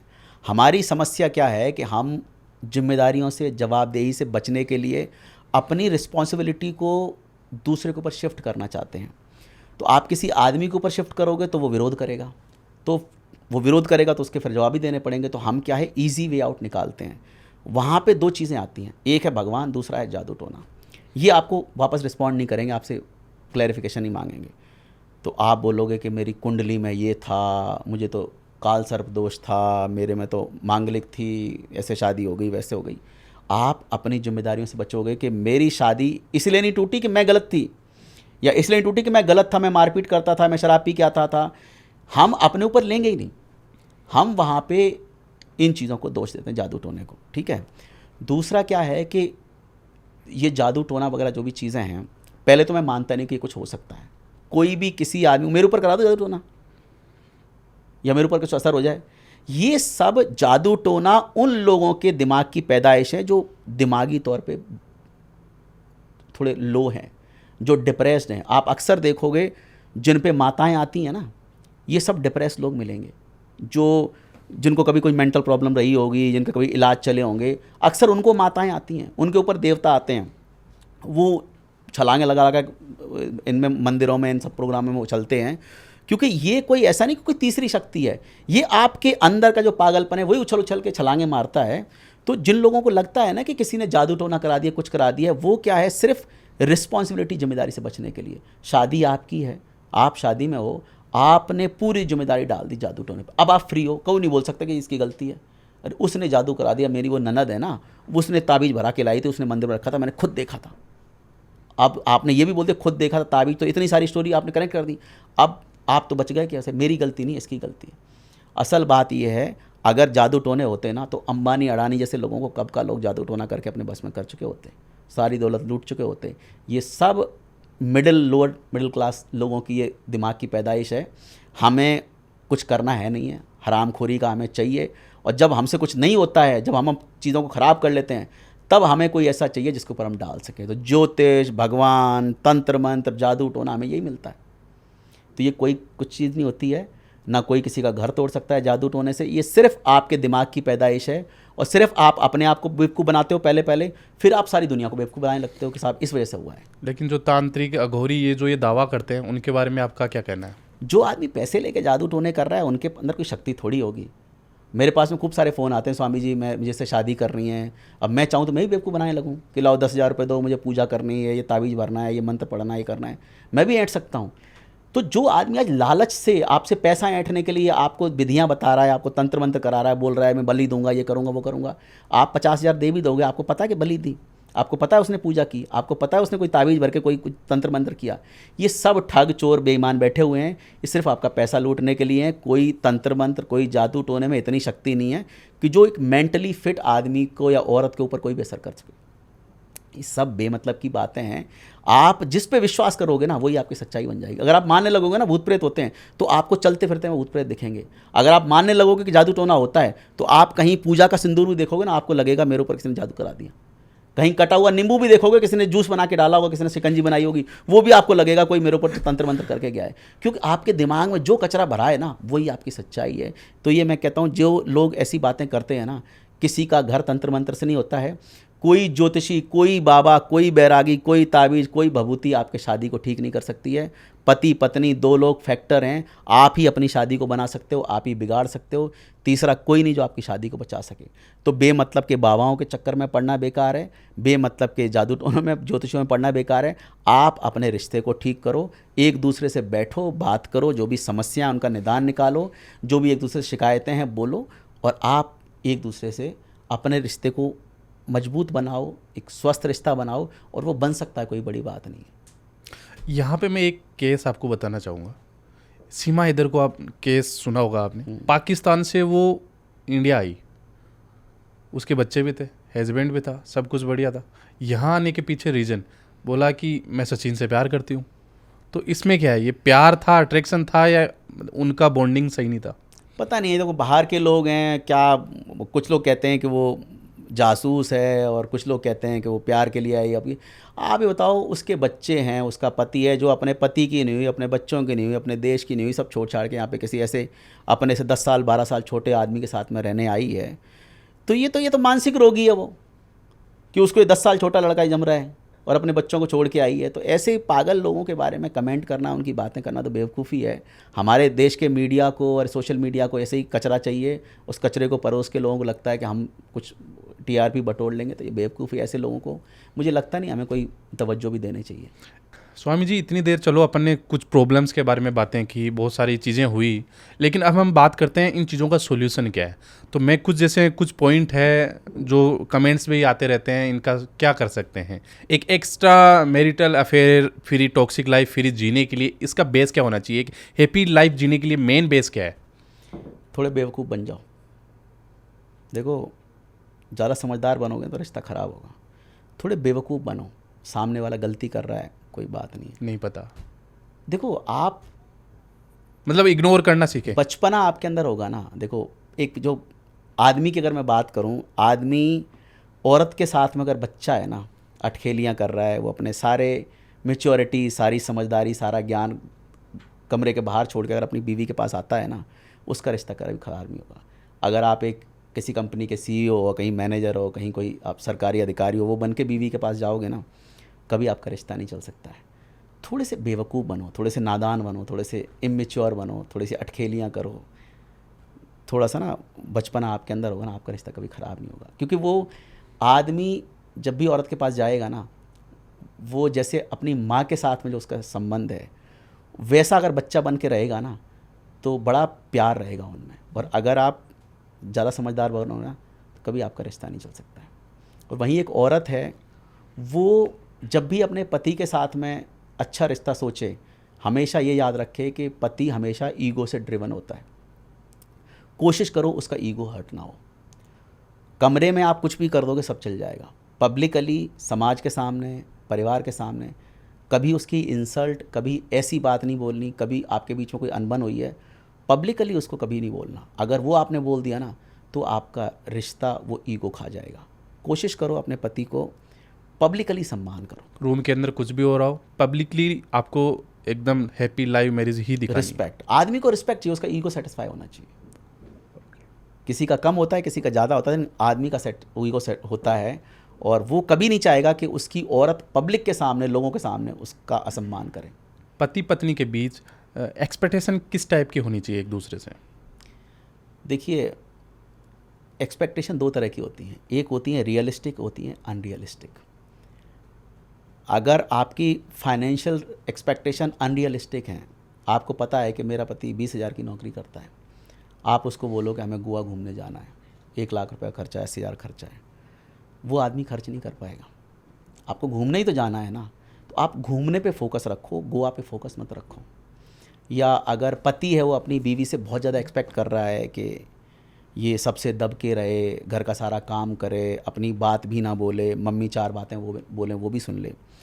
तो हमेशा ना उसको भी ऐसा रहना चाहिए कि आप इतना एक्सपेक्ट मत करो कि वो पूरी तरह दब जाए या वो अपनी बात भी ना बोल पाए। इतना उसको स्कोप दो कि वो अपनी बात कह सके और आप सुनो। हमेशा औरत कभी दुखी होगी ना, उसका कारण ये नहीं होता कि पति उसके हिसाब से नहीं चल रहा है, उसका कारण सिर्फ ये होता है कि पति सुनने को ही तैयार नहीं है। अक्सर आदमी क्या करते हैं, औरत की सुनेंगे ही नहीं, वो रो रही है ना, उसको रोते छोड़ते चले जाएंगे, शाम को आएंगे तब देखेंगे यार, तब तक शांत हो जाएगी। तो औरत पैम्परिंग चाहती है। औरत जब दुखी होती है चाहती है कि कोई इससे बात करे, उसको पैम्पर करे, उससे कारण पूछे। जब औरत दुखी होगी ना तो वो चाहेगी सारी दुनिया को पता चले कि वो दुखी है। और जब आदमी दुखी होगा तो वो कोने में जाके रो लेगा, आंसू पोंछ लेगा, अपना पूरा मंथन करेगा कैसे इस प्रॉब्लम से निकलना है, फिर वो बाहर आएगा, उसको सॉल्व करेगा, नॉर्मल हो जाएगा। जब भी आदमी दुखी हो, औरत को उसको डिस्टर्ब नहीं करना चाहिए, उसकी प्राइवेसी को हर्ट नहीं करना चाहिए, उसको बार बार रोकना टोकना नहीं चाहिए। मत उसके पास जाओ कि मुझे बताओ क्या बात है। बहुत सी औरतें करती हैं कि मेरे पति मुझे बताते नहीं है, परेशान है। वो नहीं बताएगा, तुम ज़्यादा परेशान करोगे, तुमसे दूर हो जाएगा, तुमसे झगड़ा करेगा। और जब औरत दुखी हो तो आदमी को हमेशा ये उसके पास जाओ, उससे पूछो, पैम्पर करो, सारी बात को जानो, भले कुछ ना करो। औरत 90% केसेस में औरत सिर्फ ये चाहती कि उसकी बात सुनी जाए, सोल्यूशन नहीं चाहिए उसको। आपको लग रहा है कि मेरी माँ से उसका झगड़ा हुआ है और वो मुझे बोलेगी और मैं जाके सीधा मारपीट कर दूंगा, मेरी बीवी खुश होगी, या मेरी माँ को 4 बातें सुना दूंगा, मेरी बीवी खुश होगी, ऐसा नहीं है। वो बस ये चाहती कि तुम सुनो, वो सिर्फ सुनाना चाहती है, कोई एक्शन नहीं चाहिए उसको। एक समझदार आदमी होता है ना, वो सिर्फ सुनता है। मेरे पास में जितने औरतों के केसेस आते हैं, जितनी काउंसलिंग्स आती हैं, उसमें 80% केसेस में औरतें सिर्फ अपनी बात सुनाना चाहती हैं। क्यों सुनाना चाहती? कोई सुनने वाला ही नहीं है। पति के पास समय नहीं है, सास ससुर के पास समय नहीं है, बच्चों के पास समय नहीं है, माँ बाप के पास समय नहीं, किसके पास जाएं? तो उनका बस ये होता है कि कोई उनकी बात सुने। और अगर अनहर्ड रह गई औरत की बात तो उसके लिए बड़ा वो टेंशन वाली बात होती है, धीरे धीरे करके डिप्रेशन में चली जाती है। तो जब भी औरत दुखी हो ना, उसकी सिर्फ सुनो आप, सोल्यूशन मत दो। सोल्यूशन उसको चाहिए भी नहीं, सोल्यूशन तो वो निकाल लेगी अपने आप, इतनी बुद्धि उसके पास भी है। आप सिर्फ सुनो। मर्दों की दिक्कत क्या है कि मर्द सुनते नहीं है। जैसे ही लगा कि वो दुखी है, कन्नी काट के चले गए, सोल्यूशन देने लगे। तू ऐसा क्यों नहीं करती है, तू वैसा क्यों नहीं करती है, तूने मम्मी से ऐसे क्यों बोल दिया, तुझे ऐसा नहीं करना चाहिए था। सोल्यूशन नहीं चाहिए उसको भाई। 2 रोटी खाती है, दिमाग उसके पास भी है, मैच्योर वो भी है, सोल्यूशन नहीं चाहिए। तुम बस उसकी बात सुन लो, बस। अक्सर देखा और सुना मैंने भी है कि जिस घर में कलेश होते हैं ना, वो घर कभी ग्रो नहीं करता। एक हस्बैंड अगर उसकी हैप्पीली मैरिज लाइफ है तो वो ग्रो भी कर सकता है, ऑफिस में काम भी कर सकता है और अपने काम पे ध्यान भी दे सकता है। वो सबसे लड़ सकता है, झगड़ सकता है, सहन कर सकता है, लेकिन उसके घर में अगर क्लेश है ना तो वो टूट जाता है, वो कभी ग्रो नहीं कर पाएगा।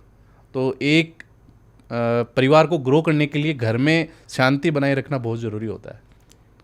बिल्कुल सही बात है सर। जब एक आदमी कहीं नौकरी करता है, कहीं बिजनेस करता है, कहीं कुछ भी काम करता है, दिन भर वो कितने पसीने में मर रहा है, किससे लड़ रहा है, किससे झगड़ रहा है, किससे पेमेंट लेने जा रहा है, किससे गालियाँ खा रहा है, आपको कुछ नहीं पता है।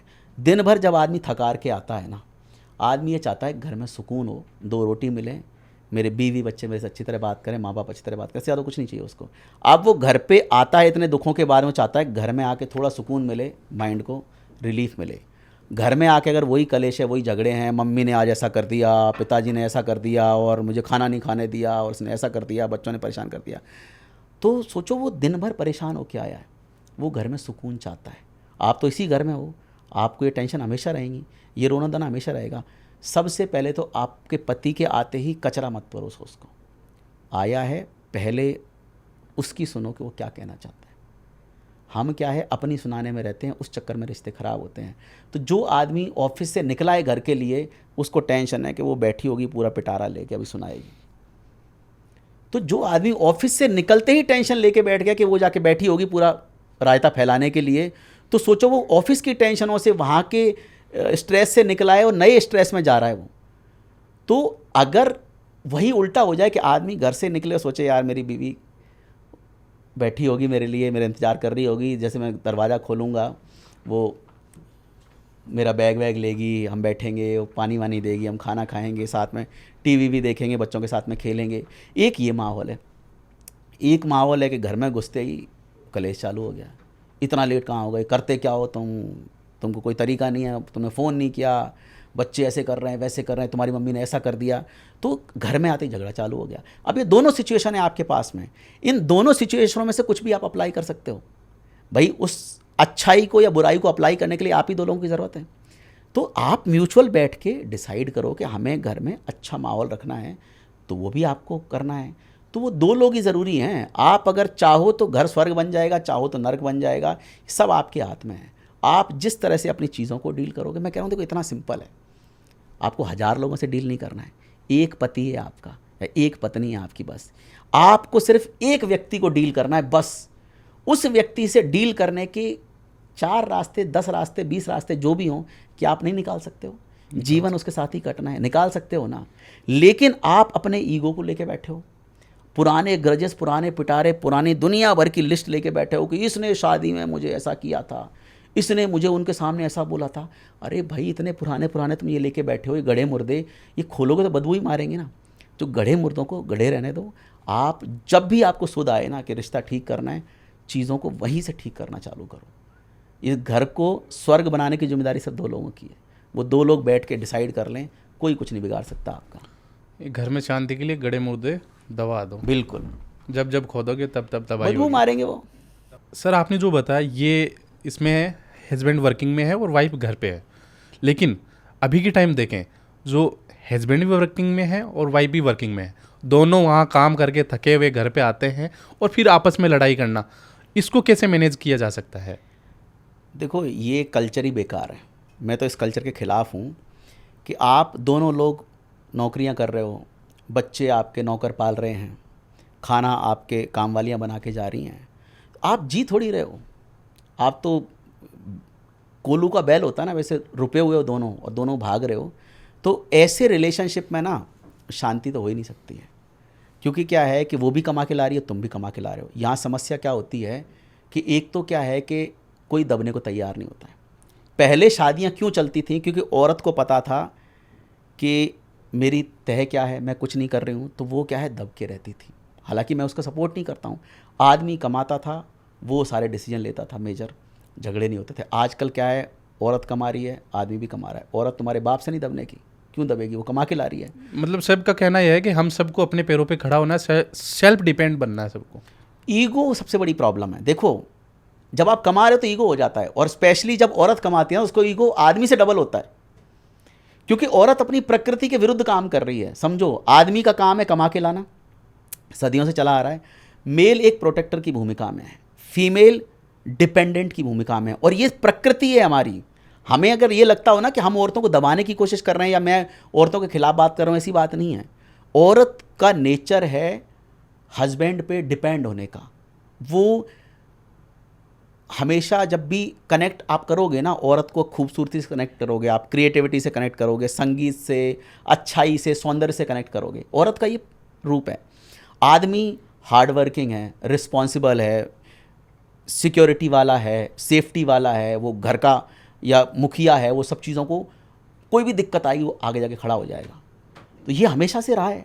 औरतें घर में रहती थीं, परिवार को संभालती थीं, खाना वाना बनाती थीं, सब चीज़ों को ध्यान रखती थी, मैनेजर की तरह काम करती थी। आदमी प्रोटेक्ट करता था, कोई हमला हुआ, शेर आ गया, चीता आ गया, कुछ हो गया, वो उनका सामना करता था, वो जंगलों से खाना लेके आता था, वो रिस्क लेता था।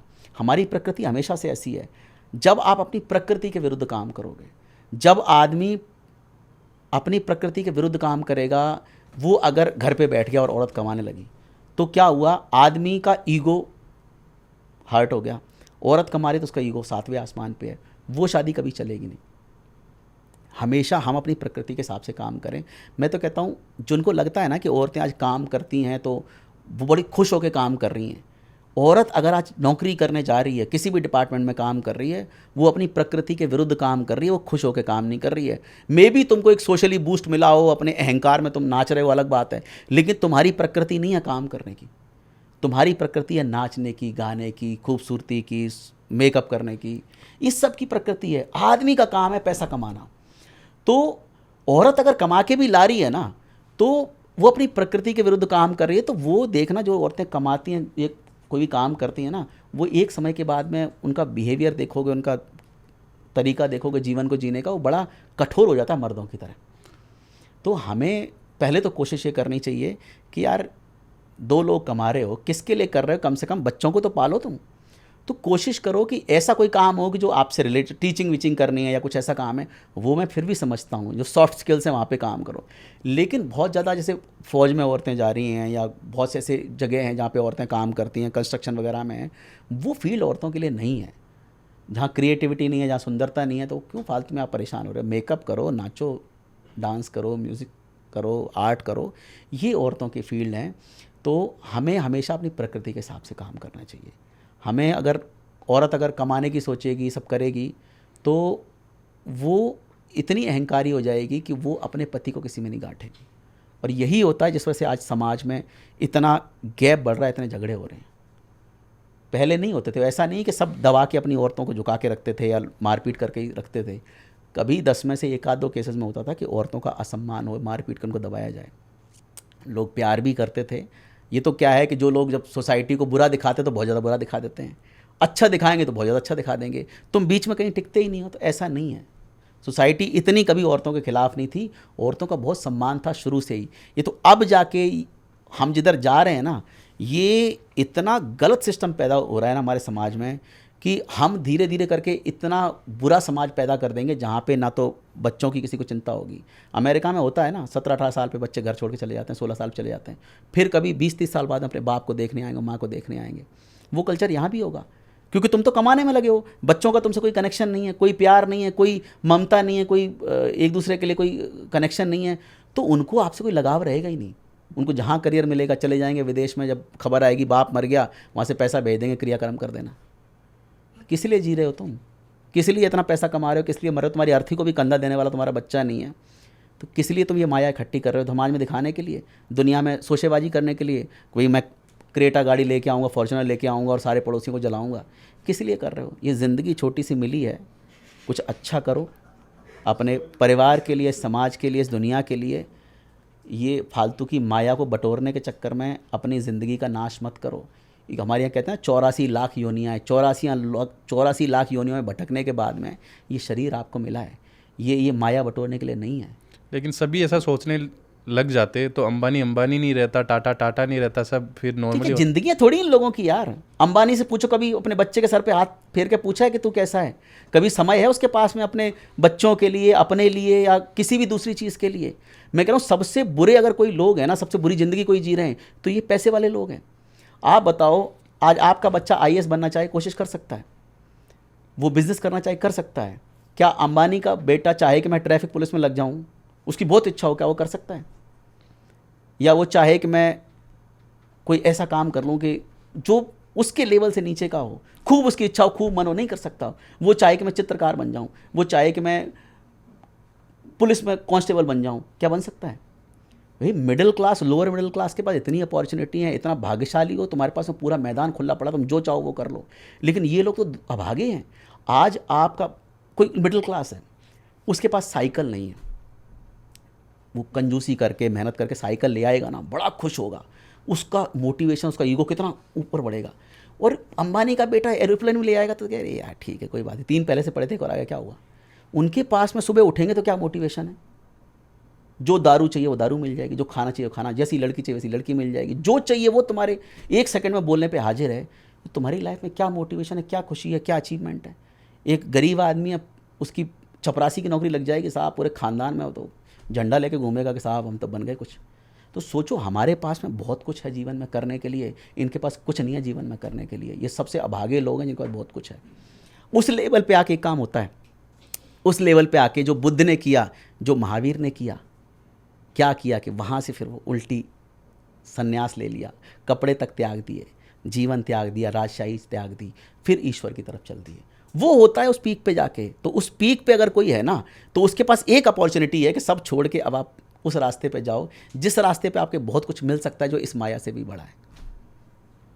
सर, वेल्थ की बात ऐसे चल ही रही है। एक बाप अपनी बेटी के लिए जब रिश्ता देखने जाता है तो पहले देखता है वो वेल्थ, और जैसे नॉर्मली देखता है वेल्थ कैसी है, नौकरी लगा हुआ है या वेल सेटल है नहीं है। इसके वेल्थ के अलावा और क्या ऐसे फैक्टर है जो हमें देखने चाहिए? देखिए, नो डाउट पैसा सबसे बड़ा फैक्टर है, और माँ बाप पैसा अगर देखते तो कहीं ना कहीं कारण है, उन्होंने पूरी दुनिया देखी हुई है, वो जानते हैं कि लोग कहते हैं ना पैसे से प्यार नहीं खरीदा जा सकता है, लेकिन पैसे से प्यार को छोड़ के बाकी सब खरीदा जा सकता है। तो बहुत बड़ा फैक्टर पैसा है। दूसरी बात, जब भी कभी भी लड़का जब हम देखें, माँ बाप के लिए स्पेशली ये बात है कि हम हमेशा लड़के पे फोकस रखें, माँ बाप पे नहीं रखें। अक्सर क्या है, माँ बाप ये देखते हैं कि कितने ख़ानदानी हैं, इनके यहाँ पे वो फलाने विधायक हैं, इनके तो सरकारी नौकरी वाले इतने लोग हैं। उससे ज़्यादा आप ये फोकस रखो कि लड़का क्या करता है, उसका व्यवहार कैसा है, वो बात करने में कैसा है। और ये बड़ा इजी होता है। किसी ने बताया कि वो फलाने ऑफिस में काम करता है, या फ़ोन करके पूछ लो, भाई आप ऐसा तो नहीं क्योंकि सामान खरीद रहे हो, लड़की को ब्याह रहे हो अपनी, और ज़िंदगी भर की दौलत को अगर दे रहे हो ना आप किसी को, तो उसके ऑफिस में फ़ोन करके 4 कलीग से पूछ लो, वहाँ चले जाओ, भाई क्या होगा, 4 बातें सुनाएंगे वो। लेकिन अगर आप क्रॉस चेक कर लोगे तो बाद में, शादी के बाद में आपको पछताना नहीं पड़ेगा। तो पूछ लो जाके कि भाई साहब ये आपके यहाँ काम करता है, लड़का कैसा है, हम शादी करना चाह रहे हैं और हम लड़की के बाप हैं, थोड़ा सा हमारे कंसर्न है, आप प्लीज़ हेल्प कर दो। तो आप फीडबैक ले लो, आस पड़ोस में 2-4 घरों में चले जाओ, पूछ लो। थोड़ा सा आपको ऑकवर्ड ज़रूर लगेगा, लेकिन जिस लड़की को आपने 20-25-30 साल पाल के इतना बड़ा किया है ना, उसकी ज़िंदगी नर्क में डालने से पहले ये आपका फ़र्ज़ है कि आप सारी चीज़ें चेक करो। वैसे ही अगर लड़की अगर चेक कर रही है ना, सबसे पहला एक जो पॉइंट है ना, कि सामने वाला एक इतना कॉमन सेंस उसके अंदर होना चाहिए कि जब आप बात करो तो आपके साथ में कम्युनिकेट करे, प्रॉपर आंसर कर सके अपनी बात का, आपकी बातों को समझ सके। जो लोग समझते नहीं हैं, जो लोग सुनते नहीं हैं, जो लोग अपनी अपनी सुनाते हैं, वो कभी अच्छे हस्बैंड या अच्छे वाइफ नहीं होते। तो जब भी हम अपने पार्टनर में ढूंढें ना, ये देखें कि कॉमन सेंस, इतनी बुद्धि होनी चाहिए कि वो सामने वाला सुन सके, समझ सके, अपनी बातों के जवाब दे सके, बस। बाकी और 100 चीज़ों की साइकोलॉजिकल चीज़ें या अलग चीज़ों का टर्म आप पता करोगे ना, तो कोई अच्छा बुरा नहीं है। अगर आप सही हो ना, मैं कहता हूँ, मैं कितना भी बुरा इंसान आप मेरे सामने ला के खड़ा कर दूँ, मैं उसके साथ में एडजस्ट करके रिश्ता निभा लूँगा। अच्छा बुरा कोई नहीं होता, ये सब फालतू की फिनोमेना हम बचपन से लेके पाल के रखते हैं। आप दिमाग से ये बात निकाल दो कि कोई अच्छा है कोई बुरा है, आपके जो फ़र्ज़ हैं आप पूरे करो, कहीं कोई रिश्ता ख़राब नहीं होता है। एक सिचुएशन ऐसी मान लेते हैं कि एक मैन विदाउट सेक्स डिज़ायर किसी फीमेल के साथ उसके संबंध में है, या मतलब वो ऐसा मानता है कि इसके साथ मेरा प्यार है, लव है, विदाउट सेक्स डिज़ायर, तो क्या आगे जाके वो उसका फ़ायदा उठा सकता है? ऐसा कोई संबंध नहीं होता है। आदमी का कुछ ना कुछ तो मोटिव होता है, सेक्सुअल डिज़ायर तो रहती है, उसके बिना तो आदमी और औरत का कभी संबंध हो ही नहीं सकता है। कोई ना कोई सेक्सुअल डिज़ायर के बिना तो कभी आदमी औरत का संबंध नहीं होता है, ये तो होगा। ओके, एक कंडीशन ऐसी मान लेते हैं कि एक मेन शादीशुदा है और एक फीमेल भी शादीशुदा है, वो एक्स्ट्रा मैरिटल अफेयर के अंदर अगर आते हैं तो ये सही है या गलत? अगर शॉर्ट में अगर दे दो आप। सही गलत कुछ नहीं होता है, हर चीज़ की कीमत होती है, आपको वो कीमत चुकानी पड़ेगी। आज अगर आप अपने पति और बच्चों को छोड़ के अपने बॉयफ्रेंड के साथ में जा रहे हो, तो उसकी कीमत में आपको अपने बच्चों को, अपने भरे पूरे परिवार को, एक सिक्योर जीवन को छोड़ के इतने बड़े रिस्क में जाना पड़ेगा। वहीं अगर आप उस टॉक्सिक पति के साथ, उस टॉक्सिक माहौल में रहोगे, उसको चूज़ करोगे, तो उसका एक जो कीमत आपको चुकानी पड़ेगी, उसमें उस कीमत में आपको अपने बॉयफ्रेंड को, अपने प्यार को, अपने प्रेमी को चुकाना पड़ेगा। तो अच्छा गलत या सही गलत कुछ नहीं होता है, हर चीज़ की कीमत है। आप मेंटली प्रिपेयर रहो कि मैं अगर ये काम कर रहा हूँ, मुझे ये कीमत चुकानी पड़ेगी। कल को ऐसा हुआ कि आपके पति को, आपके सास ससुर को, आपके इन लॉज को पता चल गया कि आपका ये चक्कर है, तो आपकी बदनामी भी होगी, आपके माँ बाप के सामने आपकी इज़्ज़त उछलेगी, आप उस समय पे कहीं मुंह दिखाने लायक नहीं रहोगे। तो अगर आप कीमत चुकाने को तैयार हो कि ये कीमत है, मैं चुकाने को तैयार हूँ, तब कोई दिक्कत नहीं है। आपने जैसे बताया कि एक हर चीज़ की एक कीमत होती है, सब कुछ को हट के कितनी भी कीमत चुकानी पड़े, कितना भी भला हो, कितना ही नुकसान हो हर किसी का, लेकिन एक्स्ट्रा मैरिटल अफेयर के अंदर जाके सही है गलत है आपकी नज़र में, वो आपकी फैमिली की नज़र में, आपके परिवार के लिए? मेरे पास इसका आंसर नहीं है बेसिकली। देखो, सही गलत कुछ होते ही नहीं, मैं बोल रहा हूँ आपको, आप कहोगे सही है गलत है। ये अगर कोई औरत किसी से प्यार करती है, कोई आदमी किसी से प्यार करता है, तो अगर अफेयर है तो उसके 1000 कारण हो सकते हैं। हम किसी भी इतने वास्ट क्वेश्चन को ऐसे शब्दों में हम नहीं उसको इधर उधर पढ़ने में रख सकते हैं। ये बहुत ही एक ऐसा क्वेश्चन है जिसका आंसर आप सिंगल नहीं दे सकते हो। चलो इस बात को सर हमने मान लिया कि मेंस के साथ कोई भी रिलेशनशिप में आता है तो अल्टीमेट एक रिजल्ट आता है, सेक्स तो इसमें इन्वॉल्व है ना, रिलेशनशिप बनता ही नहीं है। लेकिन मेरा क्वेश्चन ये था कि शादी के बाद कोई बाहर रिलेशन ही सेक्स के लिए कोई बना रहा है, कहीं घूमने गया, वन नाइट स्टैंड है, तो कि ये सही है या गलत? अगर सोशली देखें तो गलत है, लेकिन कई बार सही भी होता है। अब कैसे? अगर नीड घर में पूरी नहीं हो रही हैं, कुछ इश्यूज़ हैं, कुछ झगड़े हैं, कुछ हैं, और वहाँ पे आपकी कुछ सेक्सुअल डिज़ायर्स हैं और आपको बाहर कहीं से पूरी हो सकती हैं, तो मुझे दिक्कत नहीं है, कोई प्रॉब्लम इसमें करने में है। कई बार ऐसे मेरे पास फ़ोन आते हैं कि स्वामी जी मेरी उम्र 35-40 साल हो गई है, शादी हुई नहीं है, क्या मुझे बाहर सेक्स करना चाहिए? मैं कहा अब तक तुमने किया नहीं है क्या? तो कितने बड़े बेवकूफ़ हो, तुम्हारी आधी उम्र तुमने निकाल दी सूखे सूखे, तुम कितने बड़े बेवकूफ़ हो। किसने तुमको बोला है, कहाँ ठप्पा लगा के किसी ने लिखा हुआ है या कहीं ये बात मेंशन है कि तुमको शादी नहीं हुई है और उम्र 35-40 हो गई, तुमको किसी के साथ में इन्वॉल्व नहीं होना चाहिए? या आपका जीवन है, ये सब ख़त्म हो जाएगा, आप मर जाओगे, कुछ डिज़ायर्स आपकी हैं तो उनको पूरी कर लो। लेकिन बहुत की ये इच्छा भी रहती है कि वो अपने पति के लिए लॉयल रहना या अपनी पत्नी के लिए लॉयल रहना, तो एक लॉयल्टी किसके मानते हो आप? देखो लॉयल्टी तो हमेशा, देखो जिसके साथ आपका जीवन बीतेगा, जिसके साथ आपके बच्चे हैं, सोशली जो आपके साथ में पार्टनर है, उसी के लिए आपकी रिस्पॉन्सिबिलिटी है, उसी के लिए साथ में आपको अटैच होना चाहिए। और कहीं भी बाहर अगर आप रिलेशनशिप, स्पेशली सेक्सुअली रिलेशनशिप बना रहे हो, तो वो डेफिनेटली सोशली भी गलत है और आपके लिए मॉरली भी गलत है, क्योंकि आप कुछ भी आज करोगे और जिससे आपके मन में गिल्ट रह जाएगा, वो भविष्य में जाके आपके लिए बहुत बड़ा एक ना साइकोलॉजिकल पॉइंट बन जाता है। वो आपको हमेशा ना कचोटता रहेगा, बुढ़ापे में भी आपको कचोटेगा कि मैंने गलत किया, मैंने मेरी बीवी के साथ में गलत किया या मैंने गलत संबंध बनाए। तो वैसे कोई अच्छी चीज़ नहीं है। लेकिन अगर नीड के लिए हो रहा है, देखो 3 नीड हैं साइकोलॉजी के अनुसार, खाना, सोना और सेक्स। ये 3 चीज़ें हर इंसान को चाहिए, वो नीड है आपकी। अगर आप नहीं पूरा करोगे तो आप मेंटली बीमार हो जाओगे। तो अगर किसी की नीड पूरी नहीं हो रही है और अगर वो बाहर कहीं से नीड पूरी कर रहा है तो कहीं कोई इश्यूज़ नहीं है। अगर कोई व्यक्ति के जीवन में कुछ नहीं है, शादीशुदा नहीं है, प्रॉब्लम्स हैं, या उसको कहीं से बहुत ज़्यादा है किस चीज़ की मुझे करना चाहिए, तो अगर कोई प्रोस्टिट्यूट्स के पास भी जाता है तो कोई दिक्कत नहीं है। मैं नहीं बोलूँगा कहीं कोई बुराई है, क्योंकि आपके जीवन में एक ये भी एक पार्ट है आपके लाइफ का। तो अगर कहीं से अगर वो पूरा हो रहा है तो मुझे नहीं लगता है कोई इसमें बुराई है। आपने बोला कि नीड के लिए करना बिल्कुल सही है क्योंकि शरीर की ये नीड है, तो नीड को मैस्टरबेशन के साथ भी तो किया जा सकता है फुलफिल। तो मैस्टरबेशन अच्छा ऑप्शन है कि दूसरे के साथ अफेयर करना अच्छा ऑप्शन है? मास्टरबेशन से अच्छा तो कुछ दुनिया में है ही नहीं है। आज अगर ये दुनिया बची हुई है ना, सिर्फ मास्टरबेशन की वजह से बची हुई है। इस दुनिया में जितने जेल है ना, आज अगर मास्टरबेशन जैसी चीज़ ना होती तो इस जेल में 90% केसेस सिर्फ और सिर्फ सेक्सुअल असॉल्ट के, सेक्सुअल हरासमेंट के, रेप के, इसी तरह के होते हैं।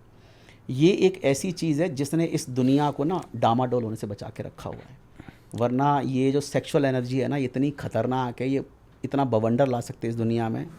अगर ये वे आउट ना हो ना लोगों के पास में, तो वो क्या करेंगे? किसी का रेप करेंगे, किसी का सेक्सुअल असॉल्ट करेंगे, या अगर वो एनर्जी इस वे में नहीं निकलेगी तो वो किसी का मर्डर कर देंगे, किसी को मारपीट करेंगे, किसी के साथ में गलत काम करेंगे।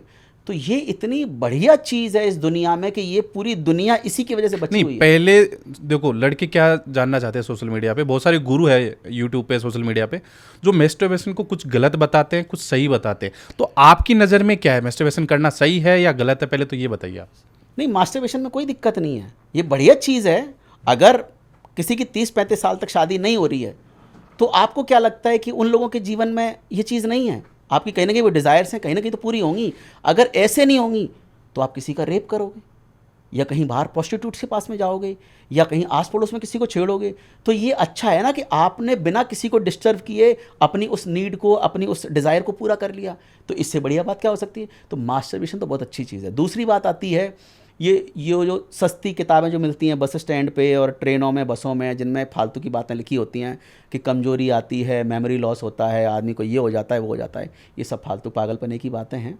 आपकी बॉडी में कुछ फ्लूइड बनता है, वो फ्लूइड निकल जाता है, वो फ्लूइड ना निकलेगा तो अपने आप वो ऐसे ही निकल जाएगा। तो उससे कोई नुकसान नहीं है आपको। बॉडी में एनर्जी कम होती है क्या इन चीज़ों से? कोई फ़र्क नहीं पड़ता यार, किसकी, ये सारी दुनिया कर रही है, दुनिया मर गई होती है अब तक तो ये कर करके। ये सब चीज़ें, एक बॉडी आपका एक part of your body, it's a part of your system. वो फ्लूइड बन रहा है, इसीलिए तो बन रहा है निकलने के लिए।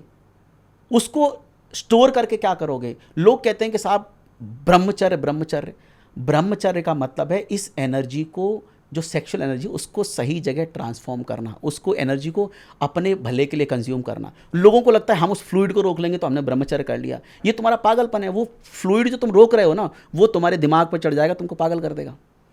क्योंकि उस डिज़ायर को सही से कंज्यूम करने के लिए, सही दिशा देने के लिए जो माइंडसेट चाहिए, वो नॉर्मल लोगों के पास नहीं होता है। साधु महात्मा जो ज्ञानी हैं, जो ध्यानी हैं, जो वो उस डिज़ायर को तरीके से सही दिशा दे सकते हैं। आज का जो यूथ है, जो रोज़ पोर्नोग्राफी देख रहा है, मोबाइल में जो गंदी गंदी फ़ोटो लेके बैठा है, उसके लिए सबसे बढ़िया चीज़ है मास्टरबेशन। उससे बढ़िया कुछ नहीं है। अगर वो नहीं होगा ना, तो ये दुनिया बहुत पता नहीं क्या से क्या बन जाएगी।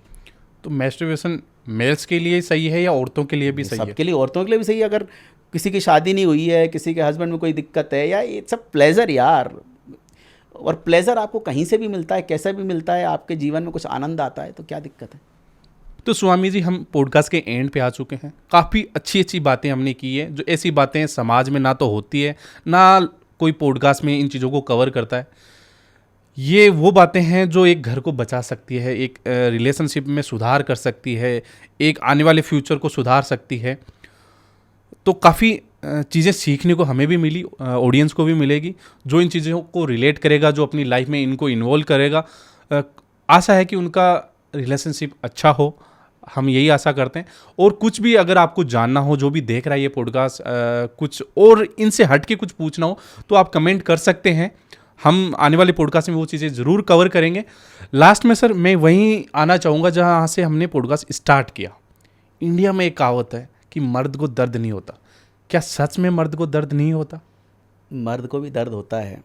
औरत तो रो के अपना दर्द बयान कर देती है। औरतों को मज़ा भी बहुत आता है दर्द बयान करने में, अपनी दुखों को जाहिर करने में। आदमी कभी रो नहीं पाता है। और अगर आपको कोई ऐसा व्यक्ति मिले जो रो सकता है, जो अपने इमोशंस को जाहिर कर सकता है, जिसकी आंखों में आंसू आ सकते हैं, वो बड़ा अच्छा पति साबित होता है। अगर कोई ऐसा व्यक्ति किसी लड़की को मिले जो अपने इमोशंस को ज़्यादा ना रोके और वो रो सके, लोगों का दर्द जान सके, किसी की फीलिंग्स को वो समझ सके, वो व्यक्ति एक अच्छा हस्बैंड साबित होता है। तो मर्द को दर्द होता है, और मैं तो कहता हूँ दर्द है तो रोइए, दुखी हैं तो चीखिए, चिल्लाइए, कुछ भी करिए। क्योंकि ये बेमतलब की बातें जो समाज में फैली हुई हैं कि आदमी को रोना नहीं चाहिए, उसको स्ट्रॉन्ग दिखना चाहिए, ठीक है, लेकिन जो आपकी भावनाएं अगर आप जाहिर नहीं करोगे तो एक दिन डिप्रेशन में चले जाओगे, एक दिन अपने घर वालों को, अपने फैमिली वालों को ही हार्म करोगे। तो मर्द को दर्द होता है और उसको रोना भी चाहिए। जो भी ऑडियंस देख रही है, उनको आखिरी मैसेज आप क्या देना चाहेंगे ताकि वो अपनी रिलेशनशिप को अच्छा बिल्डअप दे सकें? मैं यही बोलना चाहूँगा कि जो भी आपका पार्टनर है उसका सम्मान करिए, उसकी भावनाओं को समझिए, और आप ये मत सोचिए कि सामने वाला मुझे कुछ देगा या मेरे लिए अच्छा साबित होगा तभी मैं उसके लिए अच्छा करूँगा। आप हमेशा ये सोचिए कि मेरा फ़र्ज़ है उसे प्यार करना, उसकी केयर करना, उसकी ज़रूरतों का ध्यान रखना और उसका सम्मान करना। देखिए, जब भी रिलेशनशिप बिल्ड होगा ना, पहला चरण है एक दूसरे को समझना, अंडरस्टैंडिंग। दूसरा है एक दूसरे का सम्मान। तीसरा है प्रेम। आप बाईपास किसी को नहीं कर सकते हैं। तो सबसे पहले अंडरस्टैंड करिए एक दूसरे को, फिर उसकी अच्छाइयाँ, उसके लिए उसका सम्मान करिए। प्यार अपने आप हो जाएगा। प्यार करने के लिए बहुत ज़्यादा कुछ रिसोर्सेज नहीं चाहिए। प्यार करने के लिए सिर्फ आपको प्यार करना होता है। शादी को अच्छा बनाइए, रिलेशनशिप को हेल्दी बनाइए। लाइफ में जो भी आपकी समस्याएं हैं, आप उनको बैठ के सॉल्व करिए। आपके साथ ये पॉडकास्ट बड़ा शानदार रहा। ये दूसरी बार मैं यहाँ पे आया हूँ। आप और आपकी टीम बड़ी अच्छी तरह से चीज़ों को, समस्याओं को और इस समाज को समझ के उसके लिए बहुत अच्छा काम कर रहे हैं। सोसाइटी के लिए अच्छे संदेश दे रहे हैं। ईश्वर करे आप और आगे बढ़ो। अगर ये पॉडकास्ट आपको अच्छा लगा हो तो प्लीज़ इसे लाइक करें। अगर आपके कुछ सुझाव हों, कुछ कमेंट हों या आप कुछ पूछना चाहें तो आप कमेंट बॉक्स में लिख दें, आपको आंसर दे दिए जाएंगे। प्लीज़ इस चैनल को सब्सक्राइब करिए, बेल आइकन को दबा दीजिए, जिससे सारे नोटिफिकेशंस, नए वीडियोस के आपके पास पहुंचते रहें। Thank you very much. जो भी ये पॉडकास्ट देख रहा है, आपको लगता है इस पॉडकास्ट की किसी को नीड है, किसी का घर बच सकता है, तो उसको ज़रूर शेयर करें, उसको ज़रूर मेंशन करें, क्या पता वो कोई गलती कर रहा हो, सुधार ले। सर की सभी सोशल मीडिया लिंक्स आपको नीचे डिस्क्रिप्शन में मिल जाएगी, जहाँ से इनसे आप कांटेक्ट कर सकते हैं अगर किसी भी प्रॉब्लम से आप जूझ रहे हैं। और मिलते हैं किसी नेक्स्ट एपिसोड में, आज के लिए यहीं। Thank जय you very हिंद, much. जय जय भारत।